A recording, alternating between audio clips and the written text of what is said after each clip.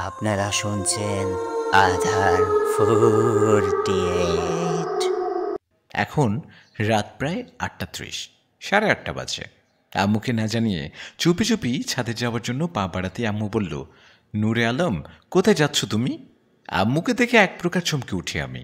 তারপর কাঁপা কাঁপা গলায় বললাম, কোথাও যাচ্ছি না আম্মু।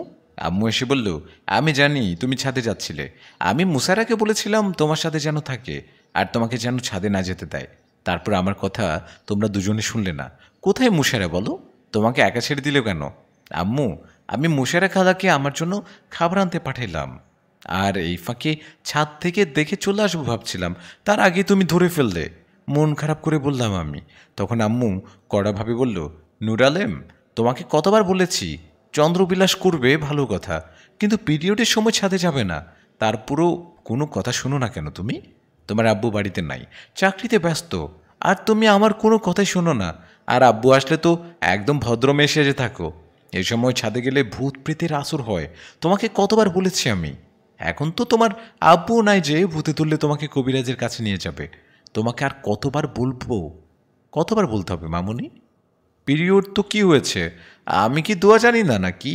মুখটা ফুলিয়ে বললাম, তুমি জানো তো, যেদিন যেদিন চাঁদ ওঠে সেদিন ছাদে না গেলে ভালো লাগে না আমার। এই জন্য তুমি কতবার মুসারা খালাকে আমার সাথে পাঠিয়েছো, কিন্তু আমার একা চন্দ্রবিলাস করতে ভালো লাগে, তাই আমি একাই যাব। মুসারা খালাম্মাকে বলো আমার জন্য খাবার রেডি করতে, আমি এসে খাবো। আর খাবার রেডি করে আমাকে ডাক দিও। আম্মু খানিকটা রাগ করে বললো, যা ইচ্ছে করো, তোমার আব্বু আসলে বলবো তোমার মেয়েকে আমি কোনোভাবে বুঝাতে পারি না, আমার একটা কথাও তোমার মেয়ে শোনে না। তখন দেখব আব্বু কি কৈফিয়ত দেয়। তুমি বলে ঘরে চলে যাই। এদিকে আম্মুকে শুনিয়ে বললাম, দোয়া পড়ে নিব আম্মু, রাগ করো না। মুশারা খালা এসে বলল, নূর আলেম, জিন ভূতের সামনে পড়লে দোয়াতেও অনেক সময় কাজ হয় না। তার চেয়ে ভালো আমিও তোমার সাথে যাই, তাহলে সমস্যা হবে না। আমি এবার খানিকটা রেগে বললাম, খালা, তুমিও আম্মুর মতো পচা হয়ে গেছো। খালাকে আম্মুর মতো জ্ঞান দিও না তো, আমি দোয়া পড়ে নিব আর আমাকে ডাকবে খাবার তৈরি করে। কথাটা বলে এক দৌড় দিলাম ছাদে। ছাদে আসতেই মনটা ভালো হয়ে গেল। তারপর আজ পূর্ণ চাঁদ উঠেছে, তাই আজ আরও বেশি উজ্জ্বল চারিদিকটা। গল্পে পড়েছিলাম এমন সময় সবাই প্রেমিক প্রেমিকাকে নিয়ে চন্দ্রবিলাস দেখে, কিন্তু আমি একা দেখছি বলে হেসে উঠলাম। আমাদের বাড়িটা 3 তলা, আমরা 2 তলায় থাকি, আর বাকিগুলো ভাড়া দেওয়া। ছাদের থেকে একটু দূরে বহু পুরনো হালকা মোটা টাইপের নিম গাছ আছে, যেটা আমাকে মুগ্ধ করে। লেখক বনফুলের নিম গাছ নিয়ে কবিতাটা আমার এই জন্যই ভালো লাগে। লেখকও নিম গাছ পছন্দ করতেন, আমিও নিম গাছ ভালোবাসি। শুধু নিম গাছ না, আমি আমি গাছপালা পশু পাখি দুটোই ভালোবাসি। আমার সম্পর্কে তো আপনাদের বলা হয়নি, আমি নূর আলিম খান। আমার আব্বুর নাম আবদুল্লাহ খান। আমার আম্মুর নাম হুমায়না ওবায়দুল্লাহ খান। আমার আব্বু আর্মির একজন মেজর, আম্মু গৃহিণী। আমাকে আম্মু আব্বু দুজনেই খুব ভালোবাসে। সেই সাথে মুশারা খালাও আমাকে ভালোবাসে। মুশারা খালা বহু আগে থেকে আম্মুর সাথে গৃহ পরিচালনার কাজে সাহায্য করেন। আমাদের বাড়ির কাজের লোক হিসেবে আসলেও আমরা তাকে কোনোদিনও কাজের লোক ভাবি না, আর উনি আমাকে ছোটবেলা থেকে মানুষ করে আসছেন।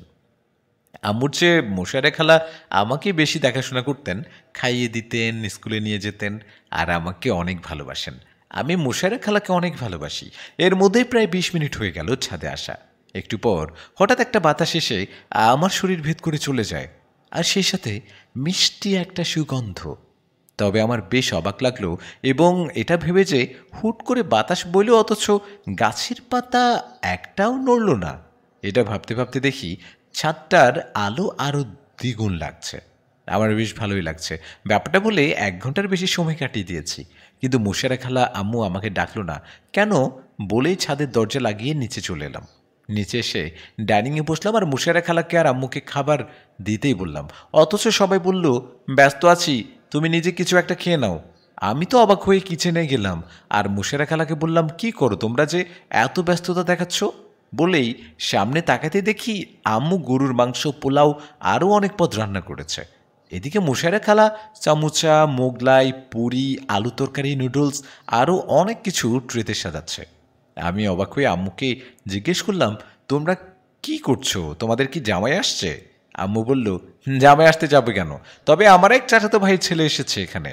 চাকরি পেয়েছে, কিন্তু এখানে কোনো পরিচিত কেউ নেই বলে আমাদের এখানে কিছুদিন থাকবে। তোর তো ভাইয়া হচ্ছে সম্পর্কে, যা গিয়ে দেখা করে আয়। আমি বললাম, আমি দেখা করে কি করব বলো তো, আমি এখন পারবো না, আমাকে নুডলস খেতে দাও এখন। বলেই বাটি থেকে চামচ দিয়ে নুডলস তুলে খেতে শুরু করলাম। আম্মু হুট করে বাটিটা কেড়ে বলল, আগে মেহমান খাবে পরে তুমি। আমি আম্মু আর মুসারা খালার দিকে হাঁ করে তাকিয়ে রইলাম। আম্মু খাবারের ট্রেটা হাতে ধরিয়ে বলল, এটা নিয়ে আসতে, আর কথাবার্তা বলে আসতে, না হলে নাকি আমাকে খেতেই দিবে না। আমি আম্মুকে বললাম, মুসারা খালাকে বলো আমি এখন পারবো না। পরক্ষণে আম্মু বলল, মুসারা আমাকে কাজে হেল্প করছে, তুমি যাবে, বুঝতে পেরেছ? এখন নাড়া গিয়ে ট্রেটা ধরে যাও, ধরে বলো যে তুমি যাবে। কাজে ব্যস্ত হয়ে গেল আম্মু। আমি আম্মুকের মতো ট্রেটা নিয়ে রাগে গেস্ট রুমের দিকে গেলাম। সেই সাথে মনে মনে আম্মুর ভাতিজাকে গালি দিতে লাগলাম। আজ এর জন্য এখনো পর্যন্ত আমি খেতে পারলাম না। সবচেয়ে বেশি রাগ হচ্ছে, একে নিয়ে এত বাড়াবাড়ি করার কি আছে? এ কি আম্মুর জামাই নাকি, এটা ভেবে হুট করে গেস্ট রুমে দরজা খুলতেই ছাদে সেই সুগন্ধটা পেলাম। আর সেই সাথে আবারও ঠান্ডা বাতাসে আমার শরীরের শিরা উপশিরা সব ঠান্ডা হয়ে গেল। আমি ভাবলাম হয়তো ফুল স্পিডে এসি ছাড়া আছে, এজন্যই, তাই বিষয়টিতে এত গুরুত্ব দেয়নি। হঠাৎ একটা ছেলে শুধু টাওয়েল জড়িয়ে মুচকি এসে বলল, ভিতরে এসে নূরে আলম। একে তো শুধু টাওয়েল জড়িয়ে আছে বলে শরমে আমি ওনার দিকে তাকাইনি, তারপর নূর আলেম বলে ডাকায় অনেকটা অবাক হয়ে যাই। ওনার দিকে ভ্রুকুচকে বললাম, আপনি তো কি, আপনি কি এমন? আমি তো আপনাকে কোনোদিন দেখিনি, আপনিও কোনোদিন দেখেননি আমায়, তবে আমার নাম কিভাবে জানলেন আপনি? উনি হঠাৎ চমকে উঠে বললেন, ফুপি আম্মা বলেছে আমাকে। তুমি দাঁড়িয়ে কেন, ভিতরে এসো। আমি বললাম, প্লিজ আপনি চেঞ্জ করে আসুন, আর আম্মু আপনার জন্য খাবার পাঠিয়েছে, সেটা খেয়ে নিন। আর মনে মনে বললাম, কেমন ছেলে রে বাবা, একটা অচেনা মেয়ের সামনে টাওয়েল পরে চলে এলো, শরম নাই নাকি? উনি হুট করে বলে উঠলেন, অচেনা কোথায়, তুমি তো আমার অনেক আগে থেকে চেনা নূরে আলম। আর আমার শরম করে না এভাবে তোমার সামনে দাঁড়াতে বলে? আমার দিকে তাকিয়ে মুচকে হাসলেন। এদিকে আমি এতক্ষণ ওনার দিকে তাকিয়ে দেখিনি, কিন্তু এখন দেখলাম উনি যথেষ্ট সুন্দর, সেই সাথে ওনার শরীরে অদ্ভুত উজ্জ্বলতা রয়েছে, সেই সাথে সব কিছু পারফেক্ট। কিন্তু তিনি আমার মনের কথা কিভাবে শুনলেন বলে অবাক হয়ে গেলাম। আর মনে মনে বললাম, ইনি কি জাদু জানে, নাকি এইভাবে আমার মনের কথা কিভাবে জানলো? উনি এবার হেসে বললেন, আমি জাদুকর। আমি এখানে অবাক হয়ে করুণ দৃষ্টিতে ওনার দিকে তাকিয়ে বললাম, আপনি আমার মনের কিভাবে শুনতে পারছেন মনের কথাগুলো? উনি মুচকে এসে বললেন, আমি সব শুনতে পাই নূর আলেম, আর আমার এটা স্পেশাল একটা গুণ, যেটা তুমি জানো না, কিন্তু বাকি সবাই জানেন। আমি বললাম, সবাই জানে? হুম, সবাই জানে। এবার আমি বললাম, এর সামনে থাকলে আমার বিপদ, কখন কি বলবার শেষ শুনে সবাইকে বলে দিবে। বলেই চলে আসতেই উনি ডাকলেন, নূর আলেম, খিদে পেয়েছে তোমার, তুমি এখানে থেকে কিছু খাবার খাও, আমি চেঞ্জ করে আসছি। আমি আবারও চমকে উঠলাম, আমার খিদে পেয়েছে এটাও উনি জানেন। উনি বললেন, এত ভেবো না তো, তুমি এখান থেকে কিছু খাবার খেয়ে নাও, এখানে অনেক খাবার যা আমি একা খেতে পারবো না। আমি বললাম, এগুলো আপনার জন্য, আপনি খান, আমি আম্মুর কাছে গিয়ে খেয়ে নিব। বলেই দৌড়ে ঘরে থেকে বের হলাম। আর বলতে লাগলাম, কেমন অদ্ভুত লোকিনী, আমার মনের খবর, এমনকি আমার সম্পর্কে কিভাবে সব বলতে পারছে। এইসব ভাবতে ভাবতে দেখি আম্মু আমার জন্য খাবার রেখে দিয়েছে ডাইনিংয়ে। আমিও ওগুলো ভাবা বন্ধ করে খাবার খেতে শুরু করলাম। মোশাররফ খালা এসে আমাকে বলল, কথা বলেছ নূর আলেম তোমার ওই ভাইয়াটার সাথে? আমি বললাম, হুম খালা। আচ্ছা খালা, উনি কি আমাকে আগে থেকে চিনেন? আসলে আমার নাম বলিনি ওনাকে, তবু কিভাবে জানলেন? মুশারা খালা বলল, হয়তো আপা বলেছে, যাই হোক তুমি খাও, বলেই রান্নাঘরে চলে গেলেন। আমাকে খেতে বলে মুশারা খালা চলে গেলেন আম্মুকে সাহায্য করতে। এদিকে খেতে খেতে ওনার কথাগুলো ভাবতে শুরু করলাম আমি। উনি আমার মনের কথা শুনতে পায় কিভাবে? হুট করে আমার নাম ধরে ডাকা, আবার আমাকে এটা কেন বললেন উনি যে আমাকে বহু আগে থেকে ছিলেন? তারপর আমার খিদে পেয়েছে উনি কি করে বুঝলেন? আমি তো ওনাকে কিছুই বলিনি, তবে উনি বুঝতে পারছেন কিভাবে? এমনটা কি কোনো মানুষের পক্ষে সম্ভব বলা? যাই হোক, অত ভেবে কাজ নাই বলেই খাওয়ায় মনোযোগী হলাম। আমি নুডলস খাচ্ছিলাম, তখন আম্মু এসে বললেন, নূর আলেম, আরহামকে ডেকে নিয়ে আসো, আর বলো ডিনার তৈরি হয়ে গেছে, আর রাত 10:30 বাজে, কখন খাবে এখনই আসতে বলো। আম্মুর কথায় আমি ভ্রু কুচকে বললাম, একটু আগেই তো এতগুলো নাস্তা দিয়ে এলাম, এখন আবার কিভাবে ডিনার করবে? রাক্ষস নাকি উনি? আমার কথায় আম্মু হালকা ধমক মেরে বললেন, উনি মেহমান। তারপর বললেন, ও দুঃসম্পর্কের হলেও ভাই হয় তোমার, এভাবে বলছো কেন? আর শুধু এইগুলোকে খেলে ডিনার হয় নাকি? বলেই রান্নাঘর থেকে খাবারগুলো এক এক করে নিয়ে আসেন। রোস্ট, গরুর মাংসের ভুনা, পোলাও, মাছ, সঙ্গে মুরগির মাংস আর সবজি। বাবা, মনে হচ্ছে আমার কোনো ভ্যালুই নাই তোমাদের কাছে, এই জন্য এখন আমাকে সবাই ইগনোর করছো। বলেই ডাকতে উঠলাম এই ডাফারটাকে, যার আপ্যায়নের জন্য মুশেরা খালার আম্মু উঠে পড়ে লেগেছে। এমন ভাব দেখাচ্ছেন যেন মনে হচ্ছে কোনো ভুল ত্রুটি হলে ওনার জামাই অসন্তুষ্ট হবেন। এইভাবে বলার কি আছে শুনি, উনি তো মেহমানই। হঠাৎ আম্মু বললেন, জামাই হলে তোমার সমস্যা হবে নাকি? ওকে নিয়ে কিসের এত সমস্যা তোমার? আম্মুর কথায় কি বলবো কিছুই বুঝতে পারছি না, তাই হুট করে বলে উঠলাম, হ্যাঁ, উনি আমার জামাই হলে প্রবলেম হবে, অনেক প্রবলেম। আরাম ভাইয়ের জন্য এখনই যে ব্যবহার করছো, পরে সত্যি সত্যি জামাই হলে ওনাকে পেয়ে তো আমাকে ভুলে যাবে তোমরা দুজন। এটা বলেই আরাম ভাইয়াকে ডাকতে গেস্ট রুমের দিকে চলে গেলাম। এদিকে মুশারা খালাকে আম্মু বলল, দিন যাচ্ছে তো মেয়েটা বাচ্চা হয়ে যাচ্ছে, সব হচ্ছে ওর বাবা আর তোমার প্রশ্রয়ে। মুশারা খালা বলল, ওকে যে বকা দিতে কষ্ট হয়, তাছাড়া এখন ছোট, তাই এমন হচ্ছে, বড় হলে সব ঠিক হয়ে যাবে। আর তোমার বকা খাওয়ার পর তো আমার কাছে এসে কান্না করে, তাই আমিও আর কিছু বলি না। আম্মু বলল, ঠিক বলেছ। তারপর ওর অদ্ভুত আগমন, মেয়েটার ভাগ্যে যে কি আছে আল্লাহ জানেন। এমনি এমনি তো তোমাকে আগে ওর সাথে পাঠাতাম না, কিন্তু সাবধানে কই রাখতে পারলাম মেয়েটাকে। বারবার মানা করলাম এই পিরিয়ড চলাকালীন সময়ে ছাদে যেতে, কিন্তু ও কি শুনল আমার কথা? বড্ড জেদি মেয়ে। আজও তোমাকে অন্যদিনের মতো করে সঙ্গে করে নিয়ে গেলে আজকেই ওর সংস্পর্শে আসতো না, যতদিন পর্যন্ত না চুক্তির সময় হয়। মুশেরা খালা বলল, মেয়েটার ভাগ্যে আছে তো কি করবেন আপা, তবে আমার মনে হয় ও চুক্তির কথা মাথায় রাখবে, আর এত তাড়াতাড়ি কোনো পদক্ষেপ নেবে না। এগুলো শুনে আম্মু বললেন, জানো, ওর অদ্ভুতভাবে আগমনে ভেবেছিলাম আজই ও আমার মেয়েটাকে নিয়ে চলে যাবে আর চুক্তি ভঙ্গ করে দেবে। মুশেরা খালা বললেন, ভাগ্যিস আপনি ওকে আপনার দুঃসম্পর্কের ভাইয়ের ছেলে বলেছিলেন, তা না হলে তো নূর আলেমকে সবটা বলতে হতো। আর সব শুনে বিষয়টি কিভাবে নিত আল্লাহ মাবুদি জানেন। আম্মু বললেন, এই ভয়েই থাকি সবসময়। সবসময় যখন নূর আলেম সব সত্যি জানতে পারবে, তখন কিভাবে নিবে এগুলো? হয়তো নিজের বাবা মাকেই ভুলে বুঝবে। না, এমনটা হবে না, আমার আরামের সাথে খোলামেলা কথা বলতে হবে। যাই হোক, মুশাইরা আমাদের খেয়াল রাখতে হবে নূর আলেম যেন এই বিষয় জানতে না পারে। চলো ডিনার রেডি করি। এদিকে যতবার ওনার রুমে যাই, ততবারই একই সুগন্ধ আর ঠান্ডা অনুভব হয় আমার। ওনার রুমে ওনাকে দেখতে না পেয়ে বেলকুনিতে যাই। ওখানে গিয়ে দেখি আরাম ভাইয়া বাইরের আকাশ দেখায় মনোযোগী। আমি হালকা গলাটা ঝেড়ে বললাম, আপনাকে আম্মু ডিনার করার জন্য ডাকছে। উনি বেশি কিছু বললেন না। যাও, আসছি আসছি বলে আকাশ দেখায় ব্যস্ত হয়ে পড়লেন। আমি মনে মনে ভাবলাম, ওনার হয়তো মন খারাপ, তাই এইভাবে আছি বলেই চলে আসলাম। এদিকে আরাম ভাই বললেন, কেন নূর আলেম, কেন? তোমাকে চোখের দেখা দেখব বলে আমাকে কেন এইভাবে থাকতে হচ্ছে? আর চুক্তি অনুসারে তো তুমি আমার বউ, তারপরও তোমাকে একবারও ছুঁয়ে দেখার অধিকার নেই কেন? কেন ইচ্ছে সত্ত্বেও তোমাকে নিজের পরিচয় বলতে পারছি না? কেন আজ বাচ্চা ছেলে হয়ে, এত শক্তিশালী হয়েও তোমাকে নিজের করে পাচ্ছি না? কেন আমার মন তোমাকে পাওয়ার জন্য কাঁদে? তোমাকে এত ভালোবাসি, অথচ অথচ তুমি তুমি তুমি জানোই না। কেন? কেন? দেখো নূর আলেম, এত শক্তিশালী হয়েও ভাগ্যের কাছে কেমন নিরুপায় আমি। বলেই এক ফোঁটা চোখের পানি ফেলল। সবাই মিলে খেতে বসেছি। আবার খাওয়া শেষ হতেই আম্মু বলল, রুমে গিয়ে সোজা ঘুমাবা। আমি যেন না দেখি তুমি রাত জেগে গল্পের বই পড়ছো। আর কাল তো কলেজ আছে, রাত জেগো না। আমি মাথা নাড়িয়ে হ্যাঁ বললাম। আরাম ভাইয়ের দিকে তাকাতেই ওনার চোখ মুখ দেখে খুব কষ্ট হলো। এমন মনে হচ্ছে উনি বেশ কিছুক্ষণ মনে হয় কান্না করেছেন। এদিকে আরহাম ভাইয়ার খাওয়া হতেই উঠতে লাগলো, তখনই আম্মু ভাইয়াকে থামালেন আর বললেন, আরহাম। ভাইয়া তখন বলল, জি আন্টি, কিছু বলবেন? আম্মু বলল, বাবা, আমার তোমার সাথে কথা আছে, তুমি আমার রুমে এসো, বলে চলে গেলেন। দেখো বাবা, আমার মেয়েটা অনেক ছোট, আর কিছুদিন পর 18তে পড়বে, তাই আমি চাইছিলাম না তুমি চুক্তির টাইমের আগে ওর সাথে দেখা করো, কিন্তু দেখা যখন হয়েছে তুমি ওকে তোমার আসল পরিচয় এখনই দিও না, আর ওর কাছাকাছি কম থাকার চেষ্টা করো। আমি জানি না সব কিছু জানার পর আমার মেয়ে বিষয়টাকে কিভাবে নিবে, তাই তোমাকে ওর থেকে একটু একটু দূরে দূরে থাকতে হবে বাবা।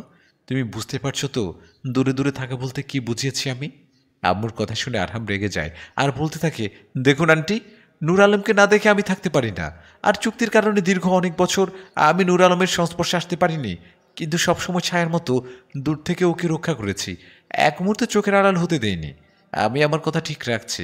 আমি এর আগে ওর সামনে কোনোদিন যাইনি, কিন্তু এখন যখন আমি ওর সংস্পর্শে আসতে পারছি, তাই আমি ওর থেকে দূরে থাকতে পারবো না। আপনি ভাববেন না আন্টি, আমাদের বন্ধন আল্লাহর উপর থেকে সৃষ্টি করেছেন, তাই আমি ওর কোনো ক্ষতি হতে দেব না। আগে যখন দেইনি, এখনও দেব না। যাই হোক না কেন, আমি ওর থেকে দূরে থাকতে পারবো না। অনেক বছর অপেক্ষা করেছি, এখন আর না বলে আরহাম ঘর থেকে বেরিয়ে যায়।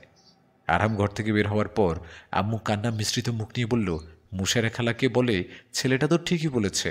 ও তো এতদিন নূর আলেমের পিছনে ছায়ার মতো ছিল। আরাম তো সব খারাপ শক্তি ও নজর থেকে আমাদের বাঁচিয়েছে, আর নূর আলেম তো ওর প্রাপ্ত অধিকার। কিন্তু কিন্তু আমরা তাকে তার অধিকার থেকে বাদ দিচ্ছি, অথচ সে সেই অধিকার পাওয়ার জন্য কত কী না করেছে। নিজের মেয়ের ভালো চাইতে গিয়ে আমরা তার ক্ষতি করে চলেছি, আরামকে তার থেকে দূরে রেখে।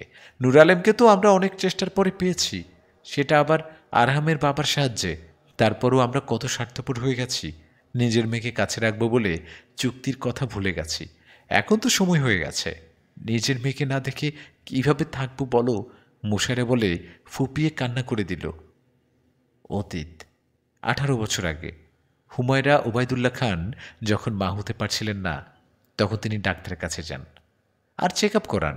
কিন্তু ডাক্তার অবাক করে বলেছিল, কোনো সমস্যা নেই আপনাদের। তারপরও কেন মা হতে পারছেন না আমি জানি না, আপনারা আল্লাহকে ডাকতে থাকুন।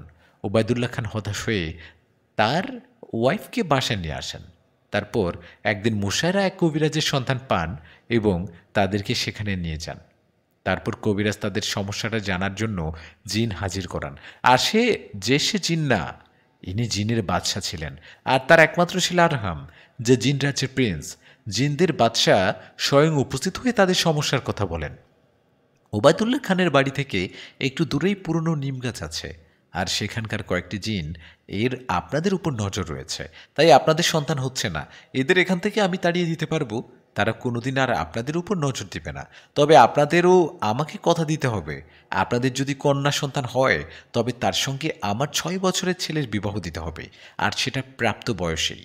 যখন আপনার মেয়ের 18 বছর হবে তখন আমরা তাকে জিন রাজ্যের রানী হিসেবে নিয়ে যাব। তবে আপনারাও দেখা করতে পারবেন, সেই সাথে জিন রাজ্যে আসতে পারবেন। এটাই ছিল তাদের চুক্তি। সেদিন সন্তানের মোহে পড়ে বিনা বাক্যে জিনের চুক্তিতে রাজি হয়ে যায় ওবায়দুল্লাহ খান। কিন্তু হুমায়রা ওবায়দুল্লাহ খান একটু আপত্তি জানান, তিনি তার মেয়েকে জিনের সাথে বিবাহ দিতে জিন রাজ্যে পাঠাতে চায় না। তারপরও ওবায়দুল্লাহ খানের জোড়াজুড়িতে রাজি হয়ে চুক্তিবদ্ধ হন। তারপর জিনদের বাদশাহ সেই বদজিনদেরকে বন্দি করে জিন রাজ্যে নিয়ে যায় আর আর নূর আলেমদের বিপদ থেকে রক্ষা করেন। আর ঠিক 1 বছর পরই জিন বাদশার কথা মতো নূর আলেমের জন্ম হয়, আর পুরো বাড়ি আনন্দে ছেয়ে যায়। শুধু খান পরিবারের নন, এই আনন্দ জিন রাজ্যেও ছেয়ে পড়ে। তাদের ভবিষ্যতে হবু রানী বলে কথা। এদিকে ছোট্ট আরহাম নূর আলেমকে দেখতে সেই খান বাড়িতে যায়, আর বাদশাহ নূর আলমের মায়ায় পড়ে যায়। সেই থেকে আরহাম নূর আলেমের সাথে ছায়ার মতো থাকে, কিন্তু কখনো নিজেকে নূর আলেমের সামনে প্রকাশ করেনি। এইভাবে আরাম ছায়ার মতো নূর আলেমকে জিন ভূত প্রেতের নজর থেকে রক্ষা করে গেছে।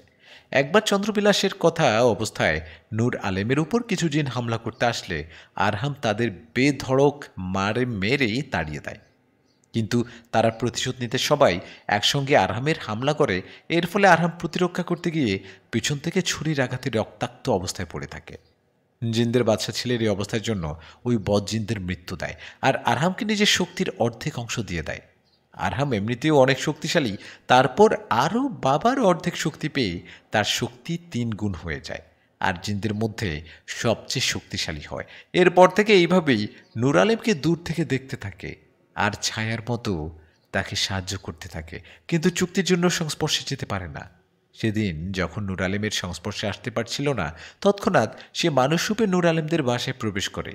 হঠাৎ করে আরহামের আগমনে হুমায়রা আর মুশায়রা অবাক হলেও চুক্তির কথা ভেবে আরহামকে আটকায় না নূর আলেমের সামনে যেতে।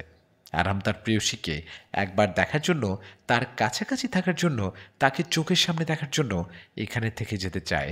কতটা ভালোবাসলে মানুষ এমন করে তার ধারণা নাই হুমায়রা আর মুশায়রার কাছে।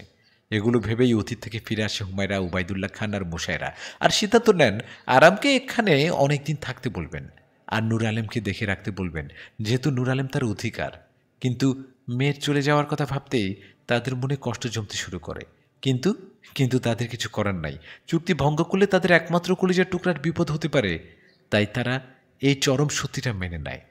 হুমারায়ের মশাইরা এগুলো ভেবে আবারও চোখের পানি মুছে যে যার ঘরে ঘুমোতে চলে যায়। এদিকে হুমায়রা ওবায়দুল্লাহ খান আরহামের আসার খবর ওবায়দুল্লাহ খানকে জানান। ওবায়দুল্লাহ খান বুকের ভেতর পাথর চেপে বলেন, হবু জামাইয়ের ভালোভাবে আপ্যায়ন করো। আমার ছুটি পিছিয়ে গেছে, আমি এখনই আসতে পারবো না, তবে ছুটি হলেই চলে আসবো বলে ফোন রেখে দেয়।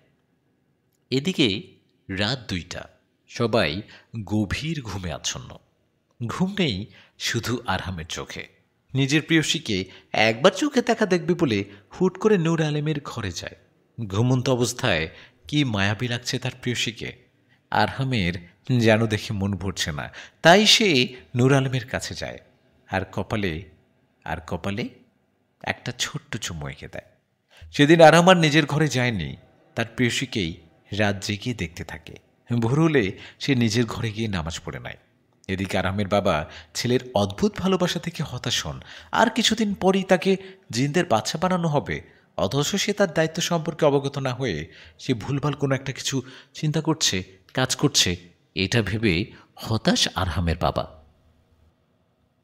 এদিকে সকালে ঘুম থেকে উঠে ফ্রেশ হয়ে নাস্তা করতে নিচে যাই। গিয়ে দেখি আম্মু আর মুশারা খালা খাবার সাজাচ্ছে টেবিলে। আমি গিয়ে বসতেই আম্মু বলল, নূর আলেম, তোমার আরহাম ভাইয়াকে ডেকে নিয়ে আসো। আমি খানিকটা রেগে গিয়ে বললাম, বারবার আমাকে বলো কেন, বুঝি না আমি। আম্মু বললেন, যেটা বলি সেটা না করে এত তর্ক করছো কেন? আমি মুখ ফুলিয়ে ভাইয়াকে ডাকতে চলে এলাম। গেস্ট রুমে দরজা খুলতেই সেই সুগন্ধ আর শীতল বাতাস অনুভব হলো। আমি বললাম, এই সুগন্ধ তো সব পারফিউমকে হারিয়ে দেবে, আর এই শীতল বাতাসের কাছে এসে তো হার মানতে বাধ্য হবে। ঠিক তখনই আরহাম ভাইয়া শাওয়ার নিয়ে বের হলেন। পরনে তার শুধু ট্রাউজার, দেখতে অসম্ভব সুন্দর লাগছে তাকে। আমি মনে মনে বলেই ফেললাম, মাশাআল্লাহ, আমি সবসময় এমন রং টাইমে আসি কেন? এই কথাটা বলেই মুখে হাত দিলাম আমি। আল্লাহ, আরাম ভাইয়া সব শুনে ফেললো নাকি? আমার কথা শেষ হতেই ভাইয়া শার্ট পরতে পরতে বললেন, রং টাইম হবে কেন নূর আলেম, তুমি একদম ঠিক টাইমে এসেছো। আমার সত্যি খুব খিদে পেয়েছে। আমি বললাম, এবার শুনতে পেয়ে গেল, বলেই মুখটা কান্নার মতো করে ফেললাম। আরাম ভাইয়া বললেন, আমাকে দেখতে হ্যান্ডসাম লাগছে তাই না? তাই না বলেই চুলটা নাড়লেন। আমি ভ্রুকুচকে মনে মনে বললাম, একটু সুন্দর বলে কি অহংকার। উনি আবার বললেন, তুমিও কি কম সুন্দর নাকি নূর আলেম? তোমাকে প্রথম দেখে মায়ে পড়ে গেছি আমি। বলেই হচকিয়ে উঠলেন আর বললেন, আমি কি বলে ফেলছিলাম নূর আলেম? কিছু বুঝে ফেলল না তো? আমি আহম্মক হয়ে ওনার দিকে তাকিয়ে আছি। উনি আমার মনের কথা কিভাবে বুঝতে পারছে আমি জানি না। এই অসাধ্য কিভাবে সাধন করেন উনি? আমি অনেকটা ইতস্তত হয়ে বললাম, আপনি ওইভাবে আমার সামনে আসবেন না। উনি এবার হেসে আমার সামনে এগিয়ে আসতে লাগলেন আর বললেন, তোমার কথা শুনবো কেন আমি? আমি পিছিয়ে যেতে যেতে বললাম, অবশ্যই শুনতে হবে আপনাকে। এইভাবে আপনাকে দেখলে মনে হয় পুরোই চকলেট বয়, মাঝে মাঝে মনে হয় খেয়ে ফেলি। বলেই মুখটা বন্ধ করে ফেললাম। এটা আমি কি বললাম? এবার আরাম ভাইয়া কি ভাবলো? যদি আম্মুকে বলে দেয় উনি, তবে আমার কি হবে? আরাম ভাইয়া বললেন, রিয়েলি তোমার আমাকে চকলেট বয় মনে হয়? তবে দাঁড়িয়ে কেন, এসো আমাকে খেয়ে ফেলো। বলেই আমার সামনে আরও এগোতে লাগলেন আর আমি বারবার পিছিয়ে যাচ্ছি। আমি ওনাকে বললাম, এভাবে সামনে আসছেন কেন আপনি? ভাইয়া হেসে বললেন, ফ্রি হতে শিখুন নুর আলেম। আমার ওনার কথাটা শুনে গা জ্বলে উঠল। হুট করে বলে ফেললাম, কি এসেছে ফ্রি হতে শিখাতে বলে ডাইনিংয়ে চলে গেলাম। আমি চেয়ার টেনে বসে পড়ি। একটু পর আরাম ভাইয়া এসে আমার পাশের চেয়ারে বসে পড়েন। ওনাকে দেখি এখন রাগ লাগছে আমার, তাই মুখ ঘুরিয়ে খাওয়াই মন দিই। এদিকে মুশারা খালার আম্মু আমাকে ছেড়ে ভাইয়ের দিকে ব্যস্ত। এমন ভাব দেখাচ্ছে সব আমি মনে হয় পরের কেউ, আর আরাম ভাইয়া তাদের সব। রাগে ব্রেড নিয়ে চিবুতে লাগলাম। এদিকে উমায়রা ওবায়দুল্লাহ খানের আরাম ভাইয়ার উপর মমতা বসে গেছে। আরামের নূর আলমের প্রতি ভালোবাসা দেখে উনি মুগ্ধ, সেই সাথে চিন্তামুক্ত। উনি বুঝতে পেরেছেন নূর আলেম আরহামের কাছে ভালো থাকবে, শুধু ভালো থাকবে না, খুব ভালো থাকবে। তাই উনি এখন থেকে আরহামের প্রতি প্রোটেক্টিভ থাকবেন বলে এই সিদ্ধান্ত নেন। এদিকে সবার ইগনোর দেখে আমার রাগ হচ্ছে। তখন থেকে ব্রেড চিবিয়ে যাচ্ছি, কেউ খেয়াল পর্যন্ত করছে না। সবাই আরামকি পরোটা, মাংসের তরকারি, সবজি দিতেই ব্যস্ত। এদিকে আমি ফাঁকা ফাঁকা ব্রেড খাচ্ছি, কারো নজর নাই আমার কিছু লাগবে কিনা। সবাই তো আরাম ভাইয়ের পিছনে পড়ে আছে। ইস, আদিক্ষেতা! আমার খাওয়া হয়ে গেলে আমি কলেজের জন্য রেডি হয়ে গাড়িতে করে কলেজে চলে যেতাম। চলেই গেলাম আজকে। এর মধ্যেই আম্মু একবার বলেছিল আরাম ভাইয়া নাকি গাড়িতে করে পৌঁছে দিবে, কিন্তু আমি জোর গলায় মানা করে দিলাম আর ড্রাইভার কাকুকে গাড়ি বের করতে বলি। তারপর কলেজে চলে আসি। কলেজে পৌঁছে আমার বান্ধবী শিপুর সাথে দেখা হয়। ও আমাকে জড়িয়ে ধরে বলল, কাল কলেজে আসিসনি কেন? আমি বললাম, অসুস্থ ছিলাম রে, তাই আসেনি।